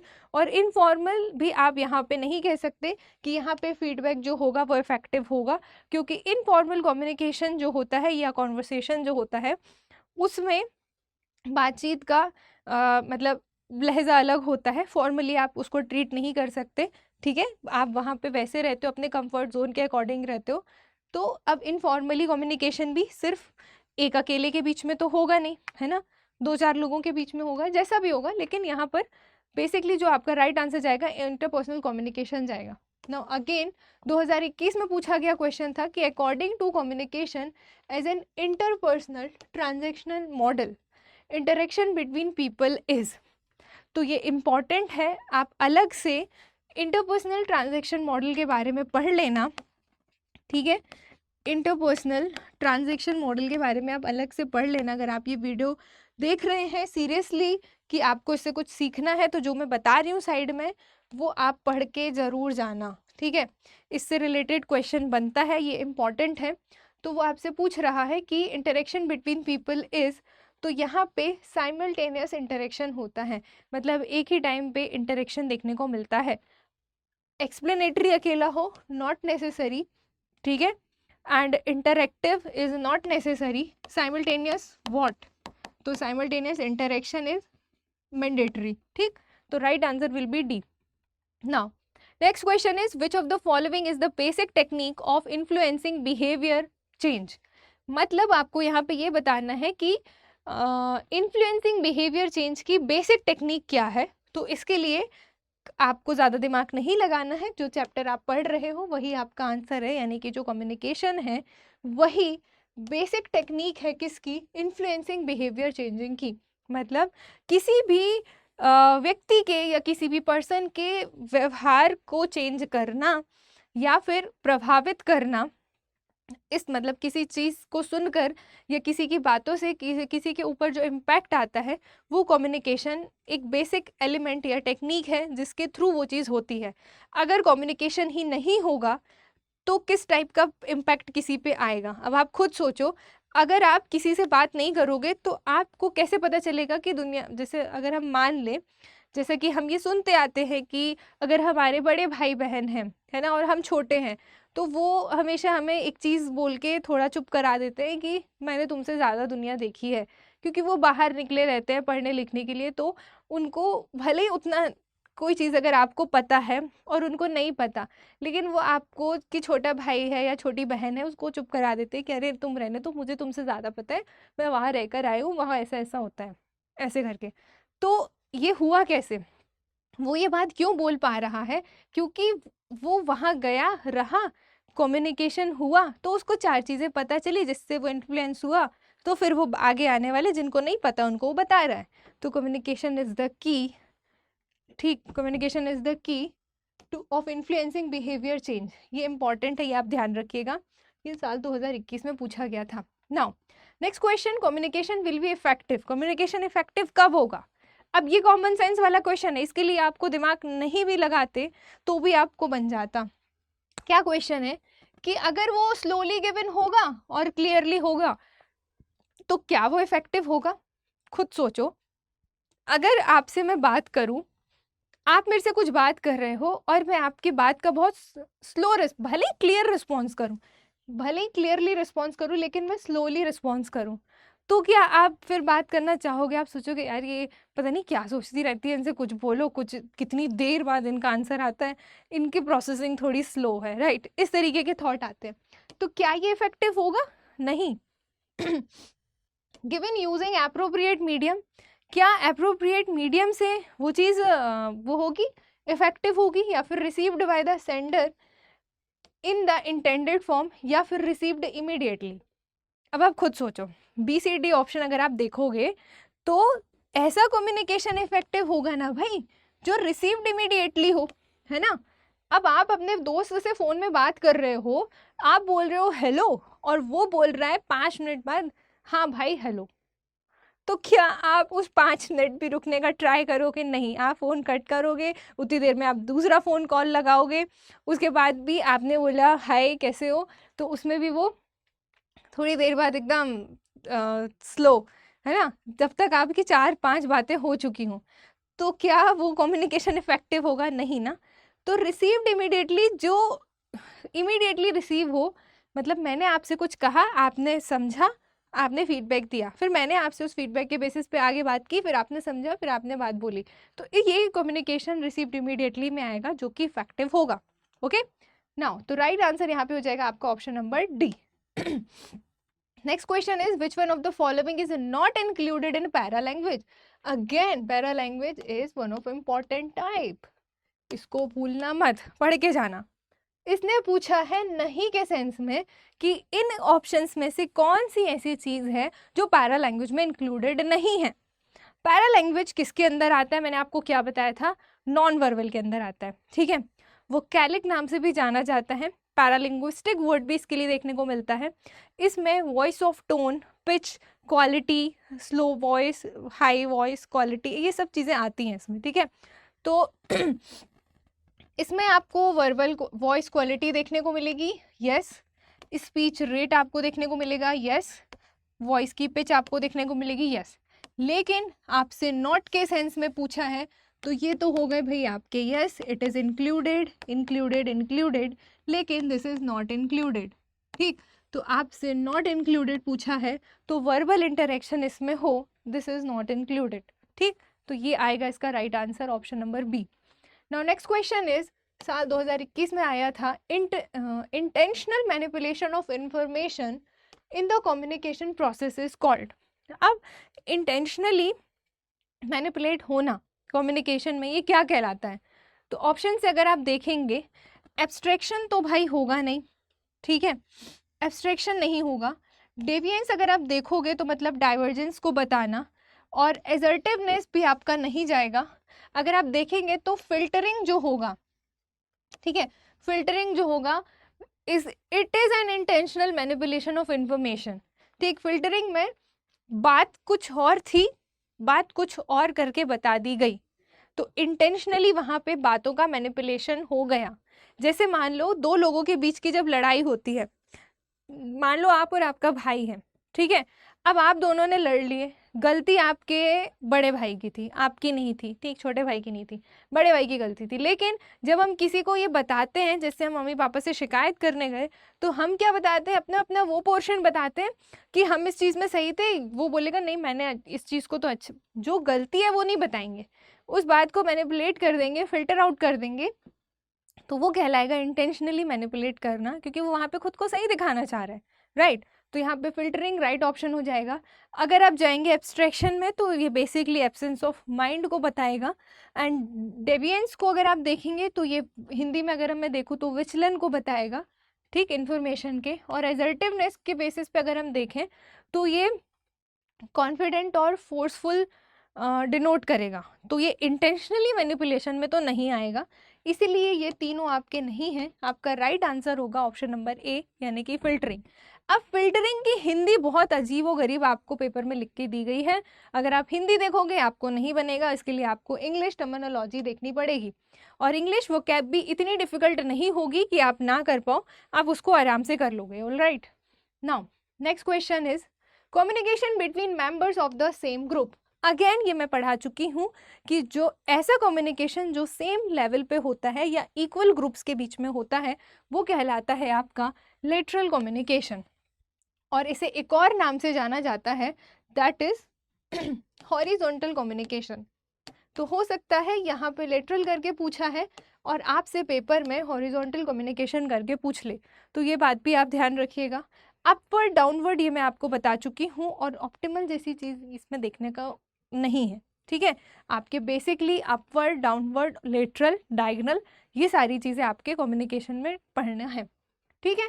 Now next question is, communication that saves time, ठीक है, communication that saves time and facilitates coordination in an organization is called। तो ये भी लेटरल कम्युनिकेशन का ही क्वेश्चन था। ऐसा कम्युनिकेशन भाई जो कि सेम लेवल पे हो रहा है, ठीक है, ये सेम लेवल पे या सेम ग्रुप पे हो रहा है, तो ऑब्वियसली ये आपका टाइम बचाएगा ना। अब आप खुद सोचो, आप अगर कहीं जॉब कर रहे हो तो आप इस डिपार्टमेंट, मान लो ये बॉस है आपके, ठीक है, फिर इनके अंदर इनसे नीचे 2 डिपार्टमेंट हैं, फिर इनसे नीचे भी 2 डिपार्टमेंट हैं, और तो भाई अब ये जो बंदा है, ठीक, ये वाले सिस्टम पे जो बैठा हुआ है, अब ये इसको कुछ बात करनी है तो ये अपने बाजू वाले से बात करने में ज़्यादा कंफर्टेबल होगा या फिर ये डायरेक्ट बॉस से बात करने में कंफर्टेबल होगा? सोचो जरा, सोचो। ऑब्वियसली वो अपने सेम लेवल के ग्रुप वालों से, कलीग से बात करने में कंफर्टेबल होगा, उनसे बात करेगा, टाइम बचेगा, ठीक है। तो उसी सेंस में पूछ रहा है, एंड फैसिलिटेट्स कोऑर्डिनेशन, कोऑर्डिनेशन वहाँ पे वो बिठाएगा अच्छे से, क्योंकि वो इक्वलिटी में बात कर रहा है, तो ये किस में बात आई थी? ये लेटरल कम्युनिकेशन में हमने पढ़ा था। तो साल 2021 में लेटरल कम्युनिकेशन के एक तो डायरेक्ट क्वेश्चन देखने को मिला, ठीक, सेम ग्रुप करके डायरेक्ट क्वेश्चन देखने को मिला, और दूसरा आपको देखने को मिला इस तरीके से उसको थोड़ा और मॉडिफाई कर दिया गया और वही चीज़ पूछी गई, ठीक है। तो रादर देन कि क्या लिखा है सिर्फ उस पे जाना है, मैं जो आइट साइड में बोलते जा रही हूँ या फिर जो मैं एग्जाम्पल दे रही हूँ उससे अगर आप रिलेट करोगे ना तो आप बेटर अंडरस्टैंडिंग कर पाओगे इस चैप्टर की, ठीक है। नाउ नेक्स्ट क्वेश्चन जो कि अगेन 2021 में देखने को मिला था। अगेन ये स्टेटमेंट वाला क्वेश्चन है, देखा अभी आपने 2023, 22 और 21 में हम पहुंच गए। हर साल आपको एजर्शन, रीज़न या स्टेटमेंट वाले क्वेश्चन आए हैं, तो बी मेंटली रेडी कि इस बार भी देखने को मिलेगा। देखो क्या पूछा है, N efficient communication is not always effective. मतलब ये कि जो एफिशिएंट कम्युनिकेशन होता है वो हमेशा इफेक्टिव हो ये ज़रूरी नहीं है, ये मतलब निकल रहा है इसका। तो यस कि एक एफिशिएंट कम्युनिकेशन हमेशा इफेक्टिव हो ये ज़रूरी नहीं है, इज नॉट ऑलवेज इफेक्टिव, सही, ठीक। And an effective communication is not always efficient, तो ये भी बात सही है कि अगर कम्युनिकेशन इफेक्टिव है ना, तो वो हर बार एफिशिएंट हो ये भी ज़रूरी नहीं, ठीक। तो अगर आप देखोगे तो बोथ 1 और 2 दोनों करेक्ट होंगे यहाँ पे, ठीक है। ये चीज़ आपको ध्यान रखनी है कि कैसे हम आंसर को रिलेट कर रहे हैं। नो अगेन 2021 का क्वेश्चन है कि most frequently cited source of interpersonal conflict is. Interpersonal conflict का मोस्ट फ्रीक्वेंट साइटेड सोर्स क्या होगा? अब आप खुद सोचो, अगर आपका कम्युनिकेशन अच्छा कब नहीं होगा, ठीक है, अगर तो छोड़ो, आपका कम्युनिकेशन अच्छा कब नहीं होगा, सोचो। जब अगर आप कोई बात कर रहे हो, ठीक है, अगर आप मुझसे कोई बात कर रहे हो और मैं उस बात को ही ना समझ पाऊं, ठीक, जैसे आपने कोई वर्ड कहा, कोई भी वर्ड हो सकता है, ठीक है, या मैंने आपसे कुछ कहा और आपको उस वर्ड का मीनिंग नहीं पता है, ठीक। या फिर अगर हम लैंग्वेज को यहाँ पर ले आए कि अगर कोई बच्चा है जो इंग्लिश नहीं जानता है, जो जापानीज जानता है, या फिर जो चाइनीज जानता है, जो हिंदी जानता है, इंग्लिश नहीं जानता, लेकिन अब मैं इंग्लिश में कुछ बोल रही हूँ तो क्या उसको समझ में आएगा? अगर उसको इंग्लिश का ई भी नहीं आता है ना, तो फिर वो नहीं समझ पाएगा, है ना। तो वहाँ पे कम्युनिकेशन कैसा है? पुअर है, ठीक। तो पुअर कम्युनिकेशन होने की वजह से जो इंटरपर्सनल कॉन्फ्लिक्ट्स हैं वो आपको देखने को मिलेंगे। इसमें कोई वो नहीं आता कि ऑर्गेनाइजेशनल नॉर्म्स होंगे या फिर स्ट्रक्चरल कॉन्फ़िगरेशन कॉन्फ्लिक्ट क्रिएट करेगा या फिर सोशल प्रेशर कॉन्फ्लिक्ट क्रिएट करेगा, नहीं। पुअर वोकैब या फिर पुअर कम्युनिकेशन अगर होगा बिटवीन प्रोसेस कम्युनिकेशन की, चाहे वो 2 लोग हों, चाहे वो 10 लोग हों, चाहे वो 1000 लोग हों, अगर पुअर कम्युनिकेशन स्किल है तो वहाँ पे कॉन्फ्लिक्ट होना जायज़ है, यानी कि वहाँ पे वो युद्ध क्रिएट करना जायज़ है। होता है ना कई बार कि हमारा वो मतलब नहीं होता, कई बार ऐसा नहीं है कि आप मतलब सामने वाला जो है वो सब कुछ समझ ही रहा है। कई बार ऐसा होता है कि सब कुछ सीधा सीधा कहने के बाद भी पर्सन गलत मीनिंग निकाल लेता है, क्योंकि वो उसकी सोच समझ कुछ अलग लेवल की होती है। तो वहाँ पे पुअर कम्युनिकेशन लाई करता है, ठीक है। Now which of the following model emphasizes the dynamism of interpersonal communication? Again 2021 का क्वेश्चन है कि इनमें से कौन सा मॉडल जो है वो इंटरपर्सनल कम्युनिकेशन को एम्फेसाइज करता है। तो अगेन मैंने थोड़ी देर पहले आपको बोला था कि आप ट्रांजैक्शनल मॉडल के बारे में पढ़ लेना, ट्रांजैक्शनल मॉडल इम्पॉर्टेंट है, और ट्रांजैक्शनल मॉडल ही वो है जो इंटरपर्सनल कम्युनिकेशन के डायनामिज्म को एम्फसाइज करता है, ठीक है।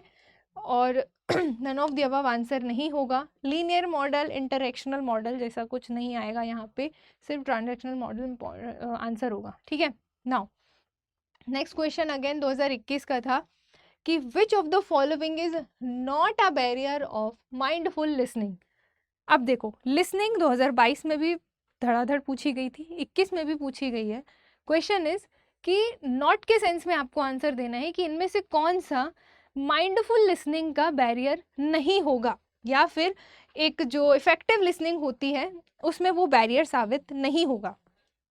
कौन सा होगा? प्री जजमेंट साबित होगा, ड्यूअल अप्रोच, मैसेज ओवरलोड या मैसेज कॉम्प्लेक्सिटी। सोच के देखिए, यहाँ पे नॉट के सेंस में पूछा है तो भाई प्री जजमेंट तो साबित होगा, ठीक है। मैसेज ओवरलोड होगा तो भी वो बैरियर साबित होगा, मैसेज की कॉम्प्लेक्सिटी होगी तो भी वो बैरियर साबित होगा, लेकिन ड्यूअल अप्रोच में वो बैरियर साबित नहीं होगा। तो यहाँ पे राइट आंसर हो जाएगा आपका ड्यूअल अप्रोच, ठीक। माइंडफुल लिसनिंग में बैरियर साबित नहीं होगा। Now which of the following is not an interpersonal barrier in organisational communication. बहुत ही अच्छे से बैरियर्स के बारे में भी मैंने उस वीडियो में आपको सारी चीज़ें कंप्लीट की हैं, ठीक है, तो वो आप ज़रूर देखिएगा। नाउ इसमें क्या पूछा है, अगेन नॉट के सेंस में क्वेश्चन है कि कौन सा इनमें से इंटरपर्सनल बैरियर ऑर्गेनाइजेशनल कम्युनिकेशन में बैरियर नहीं है। तो अगर आप थोड़ा मीन भी करेंगे ना तो भी आप आराम से समझ जाएंगे कि जो स्पीशीज़ है, ठीक है, जो स्पीशीज़ सेंट्रिसिटी है ना, वो कोई बैरियर नहीं है भाई, ठीक। हम स्पीशीज देख के बातचीत नहीं करते हैं, ओके। तो species centricity is not an interpersonal barrier in organisational communication, not के सेंस में पूछा है। अगर आप इनग्रेशिएशन पे जाएंगे तो इनग्रेशिएशन बेसिकली बताता है the act of gaining favour, ठीक। किसी से मतलब हम फेवर लेना, उसके लिए एफर्ट डालना, ठीक, फ्रॉम अदर, जिससे भी आप वो मतलब चाह रहे हैं। एंड मीनिंगलेस होना, ये भी नहीं आएगा। इमेज मैनेजमेंट तो बिल्कुल ही नहीं होगा भाई, इमेज मैनेजमेंट जैसा नहीं है कि अगर ऑर्गेनाइजेशनल आगे मतलब इमेज आएगी, ऐसा ऐसा सोच के नहीं चलना है आपको, ठीक। थोड़ा प्रैक्टिकली दिमाग लगाना। नाउ अब ये क्वेश्चन आपका साल 2020 में देखने को मिला था। नाउ हम यहाँ पे 18 तक के कवर करेंगे, ठीक है। तो 2020 का एक और क्वेश्चन है, the highest degree of communication sincerity found in what, informal, Meta, direct या इनडायरेक्ट। तो अगर आप इसको ध्यान से देखेंगे तो जो हाईएस्ट डिग्री है कम्युनिकेशन की वो आपको देखने को मिलेगी भाई मेटा कम्युनिकेशन में, ठीक है। राइट आंसर होगा यहाँ पे मेटा कम्युनिकेशन एक बड़े लेवल पे होता देखने को मिलता है, ठीक। डायरेक्ट इनडायरेक्ट से हाईएस्ट डिग्री नहीं पता चलेगी, इनफॉर्मल से हाईएस्ट डिग्री का रिलेट नहीं करोगे, ठीक। मेटा कम्युनिकेशन राइट आंसर होगा, और ये उसके लिए कुछ एक्सप्लेनेशन पॉइंट आपके लिए रखे गए हैं, ये भी आपको पीडीएफ में पढ़ लेने हैं, ठीक है। नाउ नेक्स्ट क्वेश्चन जो 2020 में देखने को मिला, which of the following behaviours is most appropriate in defusing verbal abuse from colleagues. अब आप खुद सोचो, थोड़ा यहाँ पे प्रैक्टिकली सोच के चलना, ठीक है। अब आपको यहाँ पे ये पूछ रहा है कि इनमें से कौन सा बिहेवियर जो है वो मोस्ट अप्रोप्रिएट होगा इनमें से कि defusing verbal abuse from colleagues. मतलब आपके जो कलीग्स हैं वो क्या कर रहे हैं भाई, वो कुछ ऐसा अब्यूजिव वर्बल मतलब आपको ट्रीट कर रहे हैं, तो आप उसमें क्या करेंगे? Becoming defensive, getting into an argument, या फिर refusing to accept hurtful language, या फिर मेंटेनिंग एग्रेसिव बॉडी लैंग्वेज। अब आप बताओ बताओ, यहाँ पे राइट आंसर होगा आपका सी। क्यों सी होगा थोड़ा देखना, बिकमिंग डिफेंसिव होना यहाँ पे नहीं दिखाता है, यहाँ पे आपको फोकस करना है मोस्ट अप्रोप्रिएट। तो मोस्ट अप्रोप्रिएट अगर आप देखोगे तो refusing to accept hurtful language, ठीक है। एक यही एक ऐसा पॉइंट होगा जो यहाँ पर बेस्ट सूटेबल होगा। एक आर्ग्यूमेंट में फंस जाना मोस्ट अप्रोप्रिएट को नहीं दिखाता है, डिफेंसिव हो जाना अप्रोप्रिएट होने को नहीं दिखाता है, एग्रेसिव बॉडी लैंग्वेज बना लेना मोस्ट अप्रोप्रिएट बिहेवियर को नहीं दिखाता है। यहाँ पे सी ऑप्शन बिल्कुल सही होगा, थोड़ा बहुत कॉमन सेंस लगाओगे तो भी बन जाएगा। अगेन प्रॉक्सिमिस इम्पॉर्टेंट है, पढ़ा रही थी तब भी बताया था कि proxemics, haptics, kinesics and paralinguistic, ये सारी चीज़ें इंपॉर्टेंट हैं। तो proxemics is related to what, तो proxemics is related to non verbal communication, ठीक है। ये सारे नॉन वर्बल के अंदर के टाइप हैं, प्रॉक्सिमिक्स, हैप्टिक्स, काइनेसिक्स और पैरालैंग्वेज। ये चारों के चारों इंपॉर्टेंट हैं। अब ये 2020 में पूछा गया है, हो सकता है आपसे हैप्टिक्स के बारे में अभी पूछ लिया जाए, काइनेसिक्स के बारे में पूछ लिया जाए, तो ये सारी चीज़ें पढ़ के जाना है ना। अब इसके अंदर के जो टाइप हैं वो हमने आपको पढ़ा दिए, ठीक। उसमें से एक टाइप का क्वेश्चन किसी एक साल में आ रहा है, दूसरे टाइप का किसी और साल में, तो अब तक जो टाइप नहीं पूछे गए वो आप पढ़ लो, ठीक है, तो आपके पेपर में आ जाएगा। नाउ नेक्स्ट क्वेश्चन अगेन साल 2020 में देखने को मिला, the main element of effective interpersonal communication is. Effective interpersonal communication का मेन एलिमेंट इनमें से क्या हो सकता है? एब्स्ट्रैक्शन होगा क्या? नहीं। एब्स्ट्रैक्शन से रिलेटेड अभी भी हमने देखा था, एब्सेंस ऑफ माइंड से रिलेटेड था। डिसेंट्रलाइजेशन नहीं होगा भाई, विकेंद्रीकरण जैसी कोई चीज़ नहीं होगी। ईगोसेंट्रिक भी नहीं होना चाहिए। बेसिकली जो एक्टिव लिसनिंग है, मतलब अगर आप ध्यान से सुनोगे तो किसी भी बात को या किसी कॉन्वर्सेशन में ध्यान से सुनना, एक्टिव लिसनिंग या एक गुड लिसनर का होना उस कम्युनिकेशन की प्रोसेस को बेहतर बनाता है, ठीक है। अगर मैं आपसे कुछ कह रही हूँ, अगर आप ध्यान ही नहीं दोगे, आप ऐसे अपने पेरेंट्स को दिखाने के लिए आपने वीडियो ऑन कर लिया कि हाँ उनको दिखाने के लिए हम पढ़ रहे हैं, लेकिन आपका ध्यान नहीं है, तो वो एक्टिव लिसनिंग नहीं है, वो उसका मेन एलिमेंट नहीं है, ठीक है। तो एक्टिव लिसनिंग आई होप आप समझ पा रहे हैं कि कल पेपर है भाई, आज तो ध्यान से देखना ही पड़ेगा, ठीक है। तो ये दैट्स कॉल्ड एक्टिव लिसनिंग। और पेपर अगर एक साल बाद है, पोस्टपोन हो गया एक साल बाद है, तो फिर वो एक्टिव लिसनिंग नहीं आती। फिर पेपर की जब तक डेट डिक्लेयर नहीं हो जाती तब तक एक्टिव लिसनिंग नहीं आती हमारी, है ना। तो राइट आंसर इज आपका सी, यानी कि active listening. Now next question is 2020 में आया था, which of the following is related to organisational ecology. Organisational ecology में क्या देखने को मिलता है हमको किसी भी संगठन उसमें? तो भाई लेटरल कम्युनिकेशन, ठीक है। जो डिपार्टमेंट के सेम ग्रुप हैं वो वहाँ पे more comfortable, time saving and facilitates coordination show करते हैं। तो ऑर्गेनाइजेशनल जब भी इकोलॉजी की बात आएगी तो वहाँ पे लेटरल कम्युनिकेशन देखने को मिलेगा, ठीक है। नेक्स्ट क्वेश्चन अगेन 2020 में पूछा गया था, ये देखो वापस से देखने को मिला पैरालिंग्विस्टिक सिग्नल, है ना। पैरालैंग्वेज वर्ड नहीं लिखा, हो सकता है अभी 2024 में वोकैलिक वर्ड लिखकर पूछ ले, तो be mentally ready for that, okay. तो पैरालिंग्विस्टिक सिग्नल इन कम्युनिकेशन क्या दिखाता है? क्या दिखाता है? फेशियल एक्सप्रेशन दिखाता है क्या? नो। जेस्चर दिखाता है क्या? नो। बॉडी पोस्चर दिखाता है क्या? नो। भाई ये वोकैलिक से रिलेटेड है, वॉइस से रिलेटेड है, ये वॉइस दिखाता है, वॉइस की टोन, वॉइस की पिच, स्पीच रेट, ठीक है। ये चीज़ ध्यान रखनी, vocal projection. Now next question is, साल 2020 में देखने को मिला, in which type of communication network there is a possibility of emergence, ठीक, a group leader but the satisfaction of group members is low.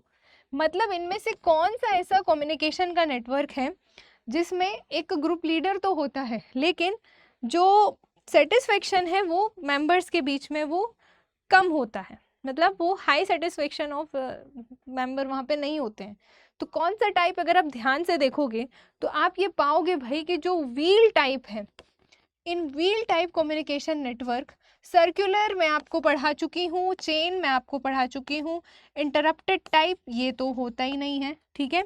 And there is a possibility of emergence of group in a wheel communication, ठीक है। क्योंकि उसने क्या पूछा, अब line ढंग से पढ़ना, लाइन में लिखा है in which type of communication network there is a probability of emergence of a group leader, of a group leader, तो वो व्हील में ही देखने को मिलती है। ये एक चक्र टाइप का बना रहता है, ठीक है। तो इस टाइप का रहता है व्हील में, व्हील में एक चक्र टाइप का बना रहता है। तो यहाँ पे ये हो गया इसका ग्रुप लीडर, ठीक, ये ग्रुप लीडर है। तो मेंबर्स के बीच में जो सेटिस्फेक्शन होता है ना वो कम होता है, किसमें? व्हील टाइप के कम्युनिकेशन में। तो वही आपसे पूछा है, तो यहाँ पे राइट आंसर हो जाएगा आपका ऑप्शन नंबर ए, ठीक है। नाउ नेक्स्ट क्वेश्चन अगेन 2020 में देखने को मिला कि which type of following is an example of organisational silence in upward communication. अब मैं आपको डाउनवर्ड अपवर्ड दोनों पढ़ा चुकी, ठीक है। तो इसमें क्या होगा जो अपवर्ड साइलेंस मतलब ऑर्गेनाइजेशनल साइलेंस को बताएगा अपवर्ड कम्युनिकेशन में। बताइए क्या बताएगा? डिस्टॉर्शन नहीं होगा, एकदम नष्ट भ्रष्ट करने वाली चीज़ें नहीं होंगी। डिले, बहुत सारे बच्चे सोच सकते हैं कि मैम डिले होगा। लैक ऑफ रिस्पॉन्स नहीं होगा, ठीक। डिले और फिल्टरेशन में आप अटक सकते हो, बट यहाँ पे राइट आंसर होगा आपका फिल्टरेशन, ठीक है। Filtering is an example of silence in upward communication, ठीक है। अपवर्ड कम्युनिकेशन में साइलेंस को बताता है कौन? फिल्टरिंग। कि कोई बात थी, इंटेंशनली मैनिपुलेट कर दी गई, फिल्टरिंग हो गई और फिर वो मैनेजमेंट तक पहुंच रही है, ओके, अपर मैनेजमेंट तक, तो वहां पे वो साइलेंस को बताता है, ठीक। साइलेंस वर्ड देख के कई सारे बच्चे डिले आंसर लगा सकते हैं, लेकिन वो गलत है, ठीक है। यहाँ पे राइट आंसर होगा आपका C. Now next question again 2020 से देखने को मिला कि which of the following is not a part of या not a form of positive listening. अब आप ये समझ सकते हैं कि effective listening, positive listening, good listener, skills of active listening या इफेक्टिव लिसनिंग, इस तरीके से आपसे करके वो घुमा फिरा के लिसनिंग के बारे में आपसे बहुत ज़्यादा पूछ रहा है। एंड इन एवरी ईयर आपके लिसनिंग के क्वेश्चन देखने को मिले हैं, तो आप इनको ध्यान से पढ़ के जाएंगे। तो यहाँ पे क्या पूछा है कि not a form of positive listening, diagnostic, reflective, emphatic या जजमेंटल। तो खुद सोचो जरा कि अगर हम जजमेंटल लिसनिंग की बात करें, ठीक, अगर आप पहले से ही किसी के लिए जजमेंट अपना बना लोगे, प्री जज आप कर लोगे कि यार ये इनका तो ऐसा ही चलता रहता है या फिर इनके बारे में तो हमने ऐसा सुना है, तो फिर वो बंदा अगर आपसे कुछ कहेगा तो आप उसको उतने ध्यान से नहीं सुनो, क्योंकि आपने पहले से जज कर रखा है कि ये चीज़ें ऐसी हैं, ये चीज़ें वैसी हैं, है ना। तो this is not a form of positive listening. ये पॉजिटिव लिसनिंग का आपका क्या नहीं जाएगा भाई? फॉर्म नहीं जाएगा, ठीक है। तो यहाँ पे डी आपका सही हो जाएगा। जजमेंटल लिसनिंग के बारे में ये नोट है, ये आप लोग पढ़ लीजिएगा, ठीक है। डायग्नोस्टिक लिसनिंग तो भाई पॉजिटिव में जाएगा ये, ठीक है। रिफ्लेक्टिव लिसनिंग पॉजिटिव में जाएगा। एम्फेटिक लिसनिंग, एक स्ट्रॉन्ग लिसनिंग की बात हो रही है, ये भी पॉजिटिव में जाएगा। अगर लिसनिंग इफेक्टिव होगी तो वो डायग्नोस्टिक नेचर भी रखेगी, ठीक, एम्फेटिक नेचर भी रखेगी एंड वो रिफ्लेक्टिव नेचर भी रखेगी, ठीक है। कि आपने किसी की बात को ध्यान से सुना, सोचा, समझा, फिर डायग्नोस्टिक, रिफ्लेक्टिव, एम्फेटिक, ये तीनों चीज़ें आपकी अगली टॉक में दिखाई दी, ठीक है। लेकिन जजमेंटल अगर आप हो गए तो आप वहाँ पे एक्टिव लिसनिंग परफॉर्म नहीं करोगे, वो बोलता रहेगा, आप सुनोगे नहीं, ठीक है। आपको जो बोलना है आप वही बोलोगे, क्योंकि आपने पहले से प्री जज कर लिया है, ठीक। नाउ नेक्स्ट क्वेश्चन अगेन 2020 से देखने को मिला, the success of message conversion in the communication process can be checked by. अब आप खुद सोचो कि कोई भी मैसेज कन्वर्जन है कम्युनिकेशन प्रोसेस में, वो कैसे चेक होगी? कैसे चेक होगी? क्या वो एनकोडिंग से चेक होगी? आप बोलोगे नो मैम, एनकोडिंग से कैसे चेक हो सकती है?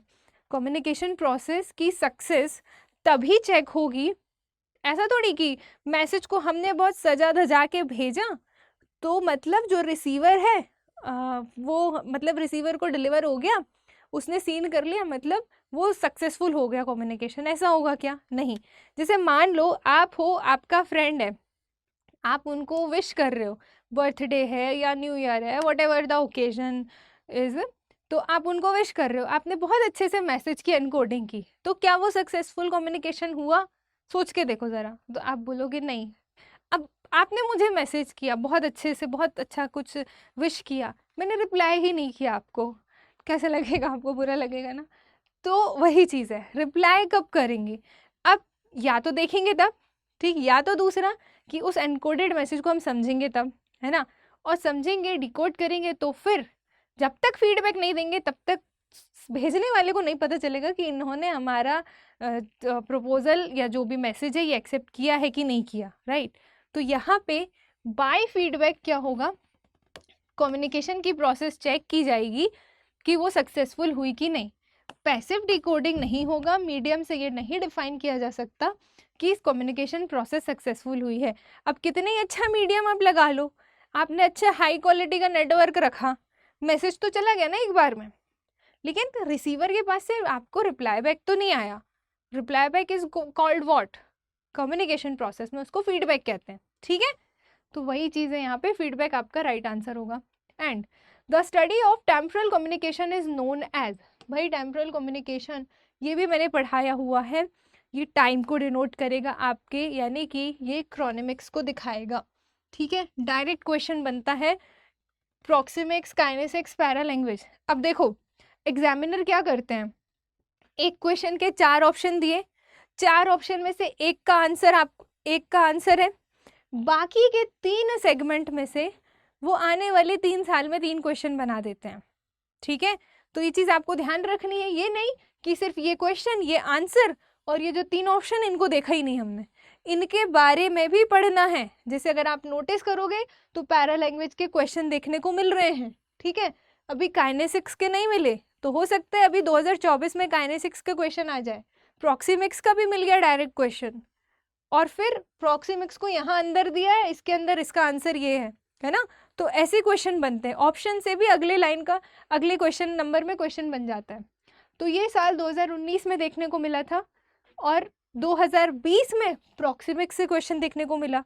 तो आप समझ पा रहे हो ना कि मैं आपको क्या बताना चाह रही हूँ, कि अंदर के 3 ऑप्शन जो आपके आंसर नहीं हैं, वो आगे आने वाले टाइम पे वो क्वेश्चन बन जाते हैं, ठीक है। Now, next question is, according to the communication as interaction perspective, feedback, बताइए इसमें क्या होगा।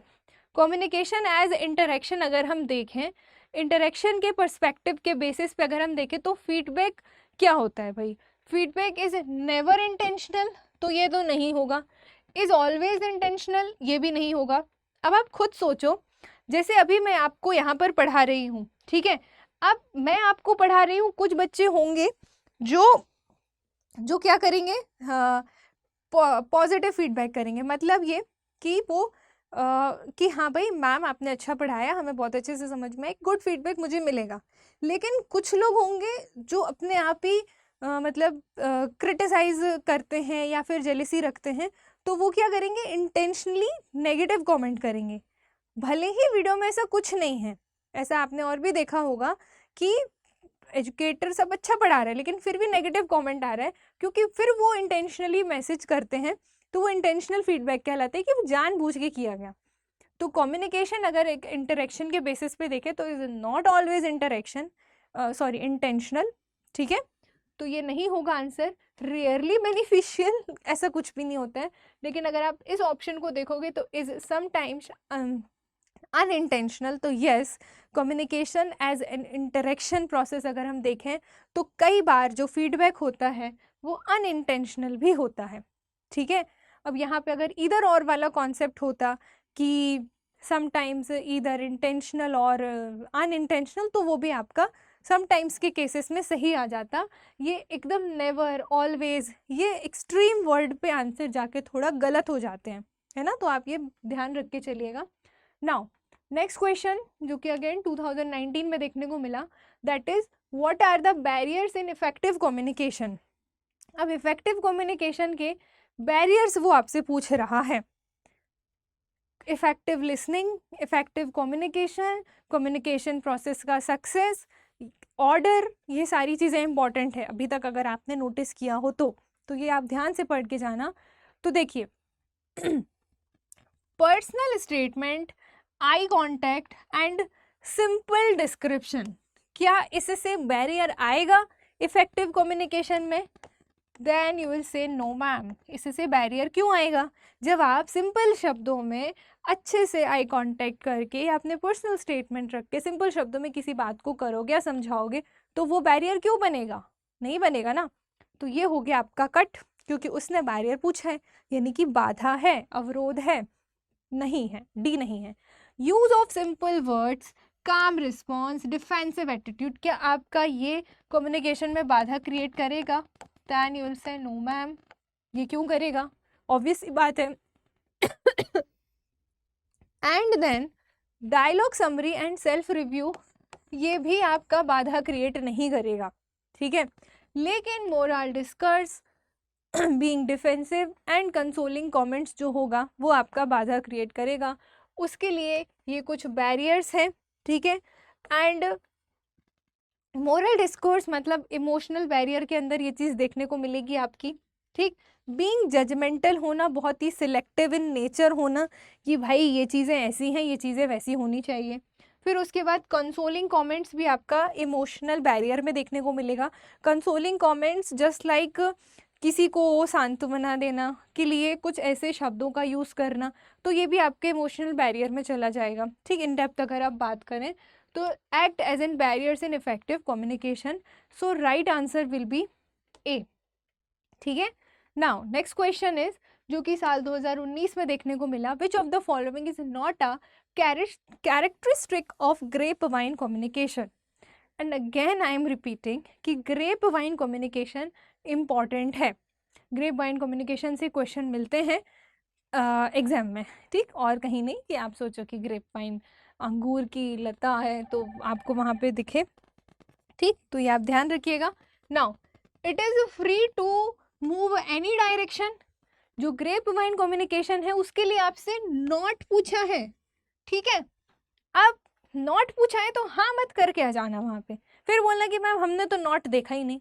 तो देखो नॉट के सेंस में आंसर देना है, तो ग्रेप वाइन की तो वो क्वालिटी है ना कि फ्री टू मूव, कोई अफवाह है तो वो फ्रीली मूव होती है ना, उसको कोई बाउंडेशन की ज़रूरत पड़ती है क्या कि मैं इसके मुंह से नहीं निकलूंगी, इसके मुंह से निकलूंगी, मैं तो अफवाह हूँ, मैं इसके मुंह से निकलूंगी, इसके, ऐसा होता है क्या? नहीं, वो तो ऐसे हवा की तरह फैलती है। तो free to move in an any direction, तो या ग्रेप वाइन में है ये, बोल रहे नहीं है, तो ये तो नहीं होगा answer. It is aimed as a satisfying the social needs of the group members, या फिर नो ये भी नहीं होगा, ठीक है। Social needs of the group members satisfying, हाँ ये होता क्या है कि हम सामाजिक तौर पे या सोशली गैदरिंग करते हैं, अगर बात करते हैं तो वहाँ पे र्यूमर्स निकलते हैं, तो ये उनको सेटिस्फाई करती है ग्रेप वाइन थिंग। तो हाँ ये तो है कि बैठ के बातचीत कर रहे हैं कि अच्छा इसने ये किया, इसने वो किया, है ना।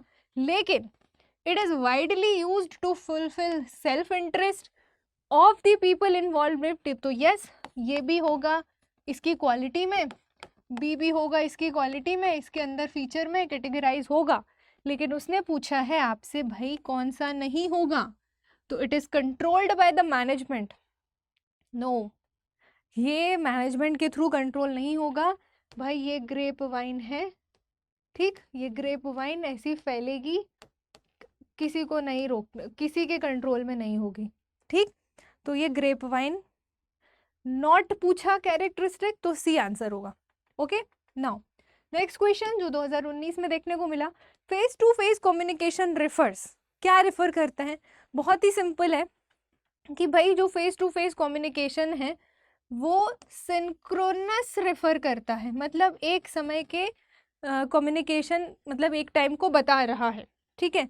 आर्किटिपल नहीं होगा कि भाई very typical to certain kind of person और थिंग को वो डिनोट करे कि तभी face to face communication, no archetypical नहीं होगा।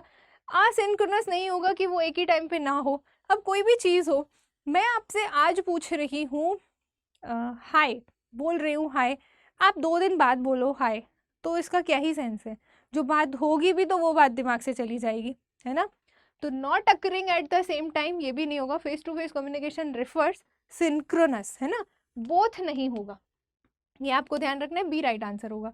नाउ नेक्स्ट क्वेश्चन जो कि साल 2019 में देखने को मिला, consider the following statement. Again आप देखेंगे कि फिर से स्टेटमेंट वाला क्वेश्चन आया, ठीक है। It controls the behaviour of members, कौन कंट्रोल? क्वेश्चन देखो, about the main functions of communication in a group और ऑर्गेनाइजेशन। कोई ग्रुप और ऑर्गेनाइजेशन है, उस पे मेन फंक्शंस क्या होंगे? It controls the behaviour of members, तो यस, ठीक है। ग्रुप, किसी ग्रुप या ऑर्गेनाइजेशन में मेंबर्स के बिहेवियर को वो कंट्रोल करता है, एक फंक्शन है। हाँ, ऐसा नहीं है कि अगर कहीं पे ग्रुप डिस्कशन हो रहा है तो वहाँ पे कोई कंट्रोल सिस्टम नहीं होगा, या कोई ऑर्गेनाइजेशन है तो वहाँ पे कोई कंट्रोल सिस्टम नहीं होगा मेंबर्स के बीच में, ऐसा नहीं है। तो इसने पॉजिटिव लिखा है तो ये यस होगा। इट प्रोमोट्स मोटिवेशन, यस ये मोटिवेशन भी प्रोमोट करता है, ठीक है। And it provides an opportunity for emotional expression और ऑफ फीलिंग्स। तो यस, ये भी प्रोवाइड करता है। And it makes decision making easier. तो ऑब्वियसली ग्रुप डिस्कशन में डिसीजन मेकिंग थोड़ी इजीली मतलब ईजी हो जाती है, क्योंकि वहाँ पे एक लीडर सेट कर दिया जाता है जो कोऑर्डिनेट करता है उन 4-5 लोगों के ग्रुप से। ठीक है, तो फिर वहाँ पे वो बातचीत करते हैं, रिजल्ट आउटकम निकालते हैं और फिर डिसीजन लेते हैं। तो decision making will like quite easy there, है ना। तो यहाँ पे अगर आप देखेंगे तो चारों ही यस यस थे, मतलब चारों ही उसके फंक्शन में देखने को मिलेंगे। ठीक है, बहुत बार क्या होता है ना, हम सोचते हैं कि यार चारों आंसर तो नहीं हो सकते, कुछ एक तो गलत हो गई पक्का, और हम क्या लगा देते हैं, कोई भी 3 लगा के आ जाते हैं। लेकिन आपको ध्यान रखना है, अगर आपको कभी भी चारों में दिक्कत हो, है ना, तो आप क्या करोगे, आप ये देख लो कि आपको कौन सी चीज़ बहुत अच्छे से पता है।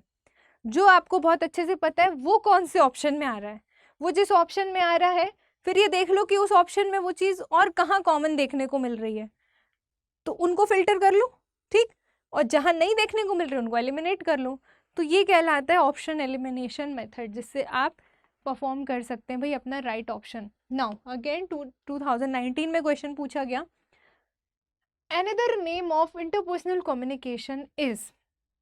तो इंटरपर्सनल कम्युनिकेशन का अनदर नेम क्या है, तो ये है भाई ड्यूअल कम्युनिकेशन, क्योंकि ये 2 लोगों के बीच की बातचीत को बताता है। तो right answer will B dual communication. ठीक है, ट्राइडिक, परमिसिव, मास ये नहीं होगा। ठीक, ऐसे कोई स्पेसिफाइड नहीं है, ये बेसिकली 2 व्यक्ति के बीच की बातचीत है। नाउ बहुत सारे बच्चों को ये कन्फ्यूजन होता है कि इंटरपर्सनल और इंट्रापर्सनल, है ना, वो गड़बड़ कर देते हैं। तो भाई इंटरपर्सनल तो talking between 2 people, and intrapersonal is like अपने आप से बात करना, अकेले में बातचीत करना। ठीक है, जिसको हम कहते हैं हम मी टाइम पे हैं, तो हम अपने अकेले बात कर रहे हैं, तो ये कहलाता है आपका क्या, इंट्रापर्सनल। ओके, तो ये चीज़ आप ध्यान रखेंगे कि क्या इंटरपर्सनल है और क्या इंट्रापर्सनल है। नाउ 19 का एक और क्वेश्चन है, क्या क्वेश्चन है कि in interpersonal communication the function of source primary are performed by. बताओ क्या होगा, another person, each person, third party या न्यूट्रल पार्टी। तो खुद सोचो कौन सा कम्युनिकेशन बोला, इंटरपर्सनल कम्युनिकेशन, और अभी मैं वही बता रही थी। तो the function of source primary are performed by each person होगा ना। ऐसा तो है नहीं भाई कि 2 लोग बैठ के बातचीत कर रहे हैं और सिर्फ जो वो है, क्या है जो फंक्शन है, वो सिर्फ सोर्स, मान लो बात इसने स्टार्ट की, ये सोर्स है और ये मान लो डेस्टिनेशन है ना। तो मान लो इसने बात स्टार्ट की या फिर ये रिसीवर है, जो भी आपको बोलना है। तो ऐसा थोड़ी कि वो हमेशा एक ही पर्सन पे डिपेंडेंट होगा, नहीं, ईच पर्सन, हर एक पर्सन के यहाँ पे बात की जाएगी, तभी वो उसका function source primary performed by each person. सिर्फ इसके अकेले बोलने से काम नहीं चलेगा, ठीक है, और सिर्फ इसके अकेले बोलने से काम नहीं चलेगा, दोनों को बोलना पड़ेगा, तब तो बात होगी ना।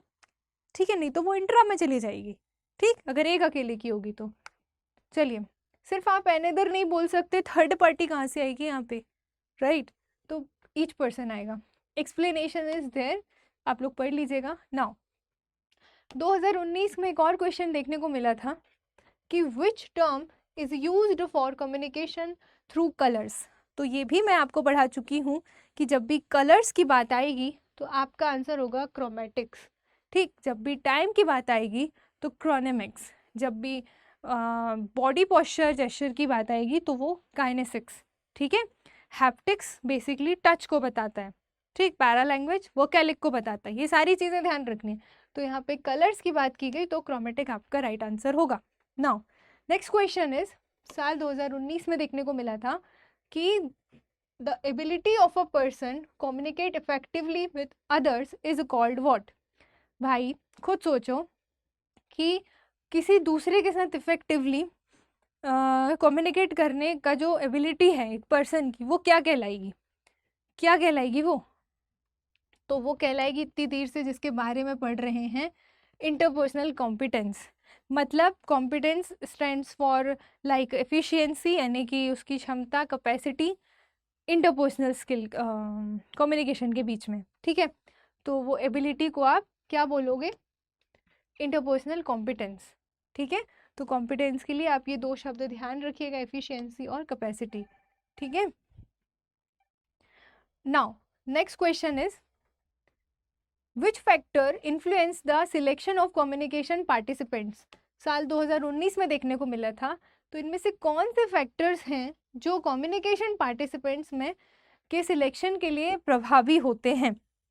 तो अगर आप ध्यान से देखेंगे तो प्रॉक्सिमिटी, यूटिलिटी एंड लोनलीनेस, ये तीन मेजर फैक्टर हैं आपके, जो कि आपके कम्युनिकेशन सिलेक्शन के पार्टिसिपेंट्स में प्रभावी होंगे।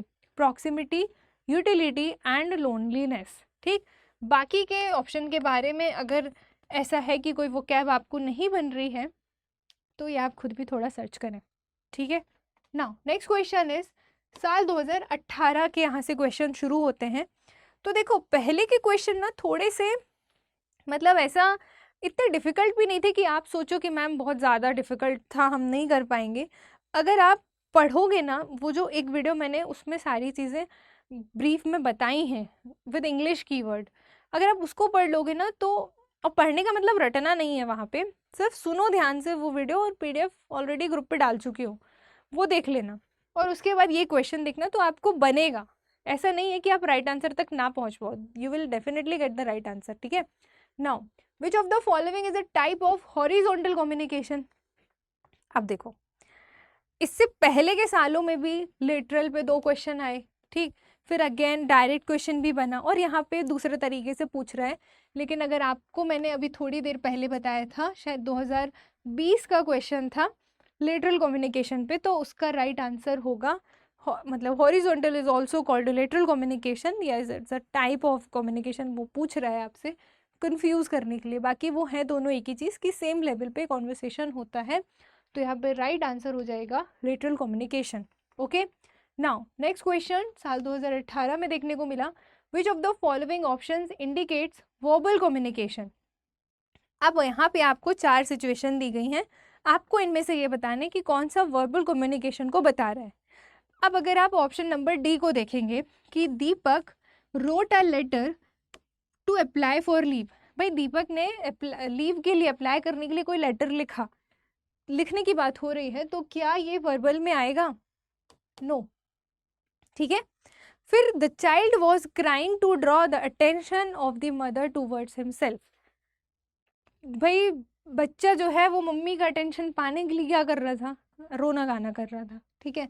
And professor Verma gave his message to the students through mobile, तो ये भी वर्बल में नहीं आएगा।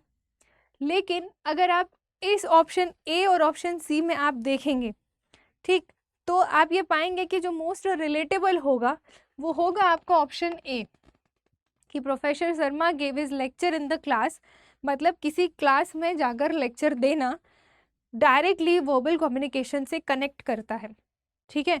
बच्चा मम्मी का अटेंशन पाने के लिए रो रहा था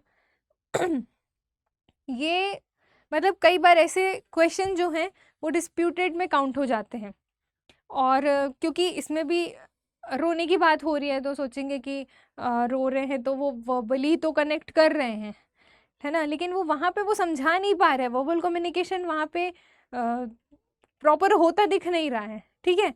तो मोस्ट रिलेटेबल ऑप्शन जो होगा वो आपका ए जाएगा, ठीक। नाउ नेक्स्ट अगर आप देखोगे, ये भी 2018 में पूछा गया था कि which of the following is not a form of communication, communication का इसमें से कौन सा फॉर्म नहीं है? तो भाई सोशल इंटरेक्शन है, ठीक है, डायलॉग्स हैं, इंटरव्यूज है, लेकिन जो एंटरटेनिंग नोबल है वो नहीं है, ठीक। तो नॉट अ फॉर्म पूछा है तो एंटरटेनिंग नोबल नहीं होगा। इसके लिए मुझे ज़्यादा एक्सप्लेनेशन देने की ज़रूरत नहीं है, ये इजी टू अंडरस्टैंडेबल है। नाउ नेक्स्ट क्वेश्चन 18 में पूछा गया था, which method is use to reduce the disadvantage of rejection in communication? मतलब क्वेश्चन इज कि इनमें से कौन सी मेथड जो है वो कम्युनिकेशन में रिजेक्शन का डिसएडवांटेज को कम करेगी, ठीक है। तो क्या होगा भाई इसमें? क्रिएटिविटी, ग्रुप थिंकिंग, इनफॉर्मेलिटी या फिर साइकोलॉजिकल अलर्टनेस। तो अगर आप देखेंगे तो जो ग्रुप थिंकिंग होगी ना, अगर कोई चीज़ ग्रुप में सेम है ना, तो ग्रुप थिंकिंग जो होगी it is used to reduce the disadvantage, okay, in rejection, ठीक है, of rejection in communication. Communication में रिजेक्शन को ग्रुप थिंकिंग जो होगी वो कम करेगी। क्रिएटिविटी आप डायरेक्ट नहीं कह सकते कि क्रिएटिविटी से ही कम हो जाएगा या फिर इनफॉर्मल होने से हो जाएगा, नहीं, या फिर साइकोलॉजिकल अलर्टनेस आएगी तो हो जाएगा, नहीं, ठीक है। अगर आप बाकी के 3 को देखेंगे तो उतना रिलेट नहीं कर रहे हैं वो कि उनके होने से वो चीज़ हो जाए। नाउ नेक्स्ट क्वेश्चन 18 का ही था कि for which purpose is a circular communication most suitable. तो इनमें से कौन से पर्पस है भाई जो कि सर्कुलर कम्युनिकेशन में मोस्ट सूटेबल है।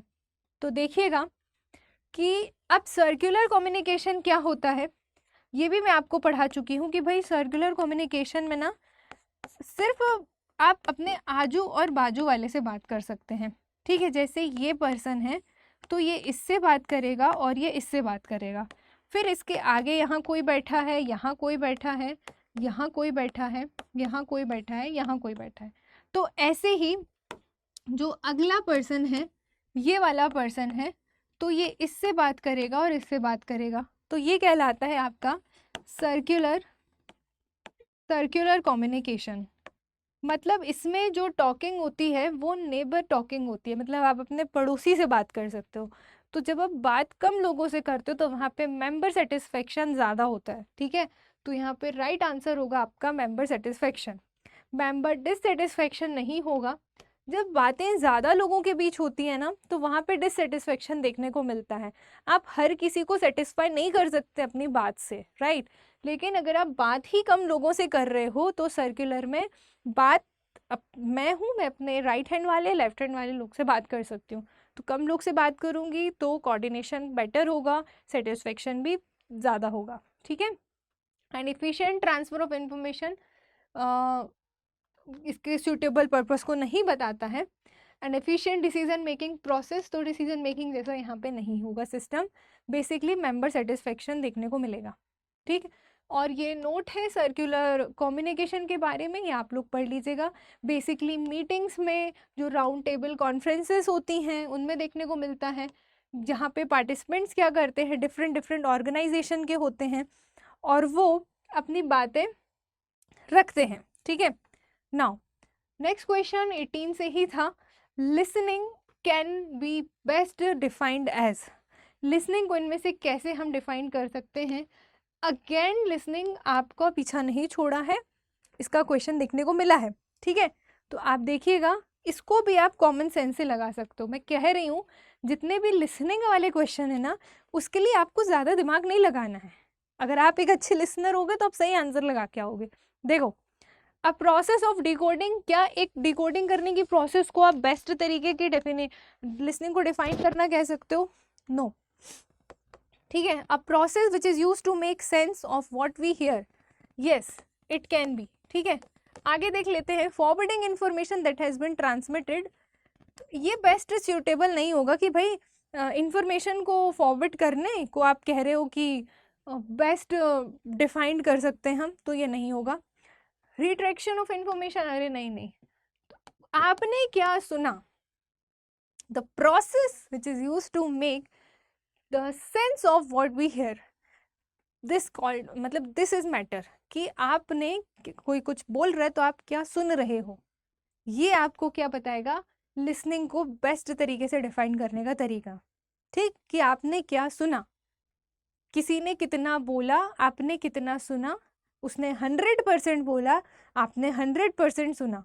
जो कि ये क्षमता आप लोगों में बहुत कम देखने को मिलती है मुझे, कि आप लोग सुनना ही नहीं चाहते हैं, है ना। जैसे अभी भी कुछ बच्चे सोच रहे होंगे कि फटाफट बस हमको इसकी PDF मिल जाए, इसका क्वेश्चन और इसका आंसर मिल जाए, हमको सुनना नहीं है। तो फिर जिनको सुनना नहीं है तो वो फिर डायरेक्ट PDF से मतलब रखते हैं, है ना। तो दैट इज कॉल्ड कि इफेक्टिव लिसनिंग या गुड लिसनिंग या एक्टिव लिसनिंग, कि आपने क्या सुना, कितना सुना। तो राइट आंसर हो जाएगा आपका बी। नाउ नेक्स्ट क्वेश्चन 18 का, कि the final step in the process of communication is, again communication process का क्वेश्चन है, ऑर्डर अरेंज करने को नहीं बोला, लेकिन ऑर्डर का लास्ट स्टेप पूछ लिया, एंड दिस इज फीडबैक। ठीक है, जब तक फीडबैक नहीं मिलेगी पता नहीं चलेगा कि कम्युनिकेशन सक्सेसफुली हुआ है या नहीं। नाउ नेक्स्ट क्वेश्चन 18 का ही है कि किसी ऑर्गेनाइजेशन में जो कम्युनिकेशन है which is use to specify goals to subordinate is called. भाई अब आप देखो, मैंने आपको अलग से upward communication, downward communication, informal communication और लेटरल कम्युनिकेशन पढ़ाया हुआ है ना। तो इसमें अगर आप देखेंगे कि किस गोल को सेट करने की बात की जा रही है, which is use to specify goals to subordinate is called भाई डाउनवर्ड कम्युनिकेशन। डाउनवर्ड कम्युनिकेशन में ऊपर से नीचे जाते हैं, ठीक है, यहाँ पे लोग बैठे हुए हैं, मतलब ये बॉस है और फिर ये इंफॉर्मेशन को ट्रांसमिट कर रहे हैं, ठीक, तो ये डाउनवर्ड कम्युनिकेशन के अंदर देखने को मिलेगा। Now which of the following is not a barrier to communication in a workplace. Not पूछा है, हाँ मत करके आ जाना अगर आपको भी नॉट आए, एंड एग्जामिनर नोज कि बच्चे नॉट नहीं देखेंगे तो मैं जानबूझ के नॉट वाला क्वेश्चन पूछूंगा, तो आपको ये ध्यान रखना है। नाउ तो वर्क प्लेस में कम्युनिकेशन का बैरियर क्या नहीं हो सकता, इनमें से नॉइज़ है, प्रीजुडिस है, एक्टिव लिसनिंग है या इनएप्रोप्रिएट मीडियम है। तो अगर आप देखेंगे कि भाई जहाँ पर एक्टिव लिसनिंग होगी तो वहाँ पे बैरियर क्यों होगा, है ना, तो नॉट पूछा है, नॉइज़ बैरियर है, ठीक है, ये भी बैरियर है, प्रीजुडिस बैरियर है, इनएप्रोप्रिएट मीडियम बैरियर है, लेकिन एक्टिव लिसनिंग बैरियर नहीं है, ठीक है, या फिर नॉइज क्रिएट नहीं करता है। विच of the following is not a part of communication process. देखिएगा ध्यान से कि मैक्सिमम क्वेश्चन नॉट वाले देता है वो, कि आप वहाँ पे गलती करो। तो यहाँ पे क्या पूछा कि इनमें से कौन सा कम्युनिकेशन प्रोसेस का पार्ट नहीं है। कम्युनिकेशन प्रोसेस आपने पढ़ लिया, ठीक है, first step, last step, mid step सब आपने पढ़ लिए। अब उसने इस तरीके से पूछ लिया कि कौन सा इसमें से पार्ट नहीं है। तो अगर आप देखेंगे तो मीडियम तो है भाई, अगर मीडियम नहीं होगा, चैनल नहीं होगा तो कम्युनिकेशन कैसे होगा, ट्रांसमिशन कम्युनिकेशन नहीं होगा तो कैसे होगा, इंफॉर्मेशन नहीं होगी तो कम्युनिकेशन कैसे होगा। लेकिन life values in vision it is not a part of communication process ना, ये एथिक्स में चली जाती हैं, ठीक है, मोरल वैल्यूज में चली जाती हैं, तो यहाँ पे राइट आंसर हो जाएगा आपका B. Now next question again 2018 का ही है कि which of the following characteristics is most important for socially deprived people to make appropriate decisions. तो यहाँ पे अगर आप देखोगे कि इसमें ये पूछ रहा है कि इन ऑप्शंस में से ऐसा कौन सा ऑप्शन है जो कि एप्रोप्रिएट डिसीजन मेकिंग को सोशली डिप्राइव करता है। देखिए, एम्पैथी, एक्सट्रोवर्जन, इमोशनली इनस्टेबिलिटी या परसुएशन। तो अगर आप देखेंगे तो जो एम्पैथी होगा वो आपका राइट आंसर है। मैंने यहाँ पे हर एक वर्ड को एक्सप्लेन करने के लिए साइड में लिख दिया है, जिससे, और वो भी बहुत ही सिंपल वर्ड में कि आपको समझ में आए, ठीक है।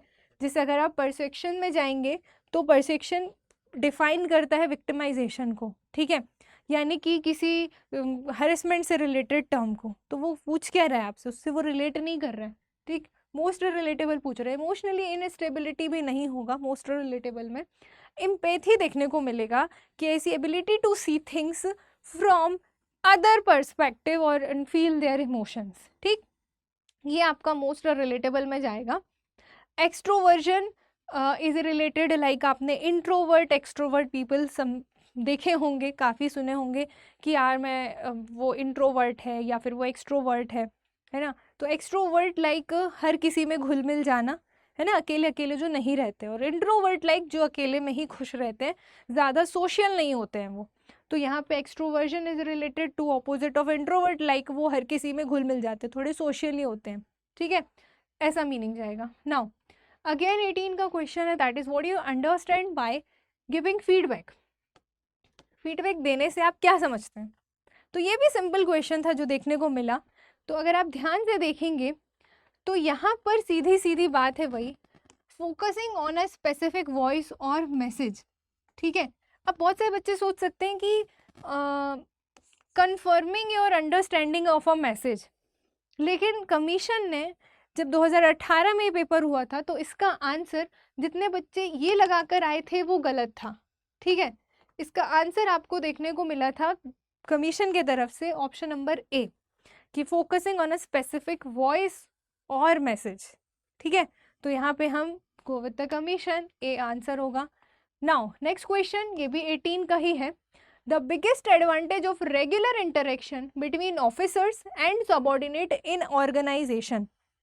मतलब ये कि किसी ऑर्गेनाइजेशन में ऑफिसर्स और सबॉर्डिनेट के बीच में जो रेगुलर इंटरेक्शन होता है उससे क्या होता है, ये क्वेश्चन है आपका हिंदी में। ठीक है, तो it provide satisfaction to subordinates, क्या ये सबॉर्डिनेट्स के बीच में सेटिस्फेक्शन बता रहा है, या फिर इट रिड्यूसेस को ग्रुप रिलेशन, या फिर it facilitates effective decision making, या फिर इट डिमोटिवेट्स सबॉर्डिनेट।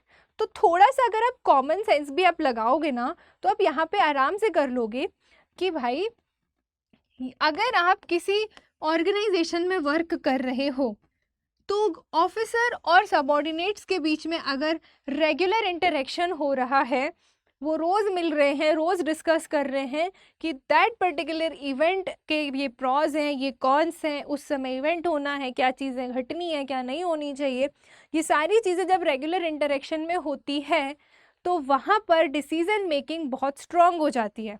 ठीक है, वहाँ पे डिसीज़न लेना काफ़ी इम्पैक्टफुल होता है पॉजिटिवली, राइट। तो यहाँ पे it facilitate effective decision making, यहाँ पे राइट आंसर होगा।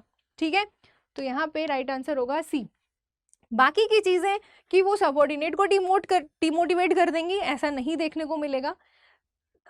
अगर ऑफिसर और सबॉर्डिनेट्स का रेगुलर इंटरेक्शन है तो वो सबॉर्डिनेट को सेटिस्फाई करेंगी, सेटिस्फेक्शन देंगी, ये कोई सेंस नहीं है।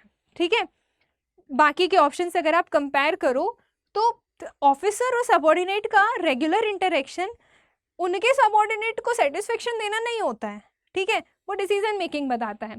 एंड इट रिड्यूसेस को ग्रुप्स ऑफ रिलेशन, नहीं, को ग्रुप्स ऑफ रिलेशन को क्यों रिड्यूस करेगा, वो लोग का इंटरेक्शन, ऐसा नहीं है। ठीक है, राइट आपका होगा आंसर सी।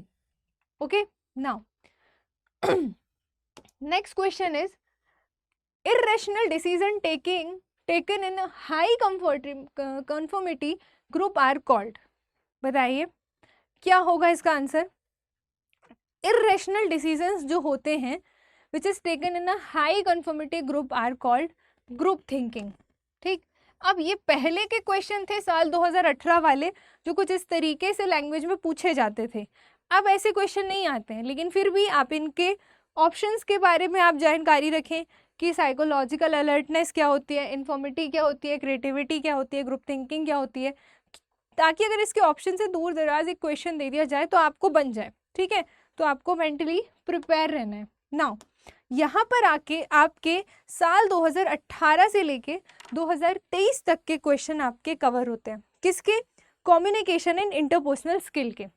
आई होप आपके लिए सेशन ये वैल्यूएबल रहा होगा एंड आप इसको डेफिनेटली एग्जाम से पहले पढ़ेंगे। ठीक है, रटना नहीं है, सिर्फ वीडियो को ध्यान से सुनना है, क्योंकि मैंने हर एक क्वेश्चन को एक्सप्लेन करते वक्त कुछ ना कुछ एग्जाम्पल्स दिए हैं जिनके माध्यम से आप उसको काफ़ी बेटर तरीके से समझ पाओगे। ठीक है, तो आपको ऐसा ध्यान से सुनना है, रटना नहीं है। और इसके पहली जो वीडियो है जिसमें मैंने सारा कुछ कराया है, सारी इंट्रोडक्शन और डीप में पढ़ाया, वो ज़रूर देख लेना, उसको भी ध्यान से सुनना। ठीक, पीडीएफ तो आपको मिल ही जाएगी टेलीग्राम चैनल पे। तो चलिए आज के सेशन को हम यहीं पे एंड करते हैं। होप सो आपके लिए ये काफ़ी यूज़फुल रहेगा, क्योंकि अब पेपर आपका नज़दीक है और आपको सीसेट को इग्नोर नहीं करना है। ठीक है, चलिए मिलते हैं नेक्स्ट किसी वीडियो में एक इन्फॉर्मेशन के साथ। तब तक के लिए thank you so much and have a very nice day.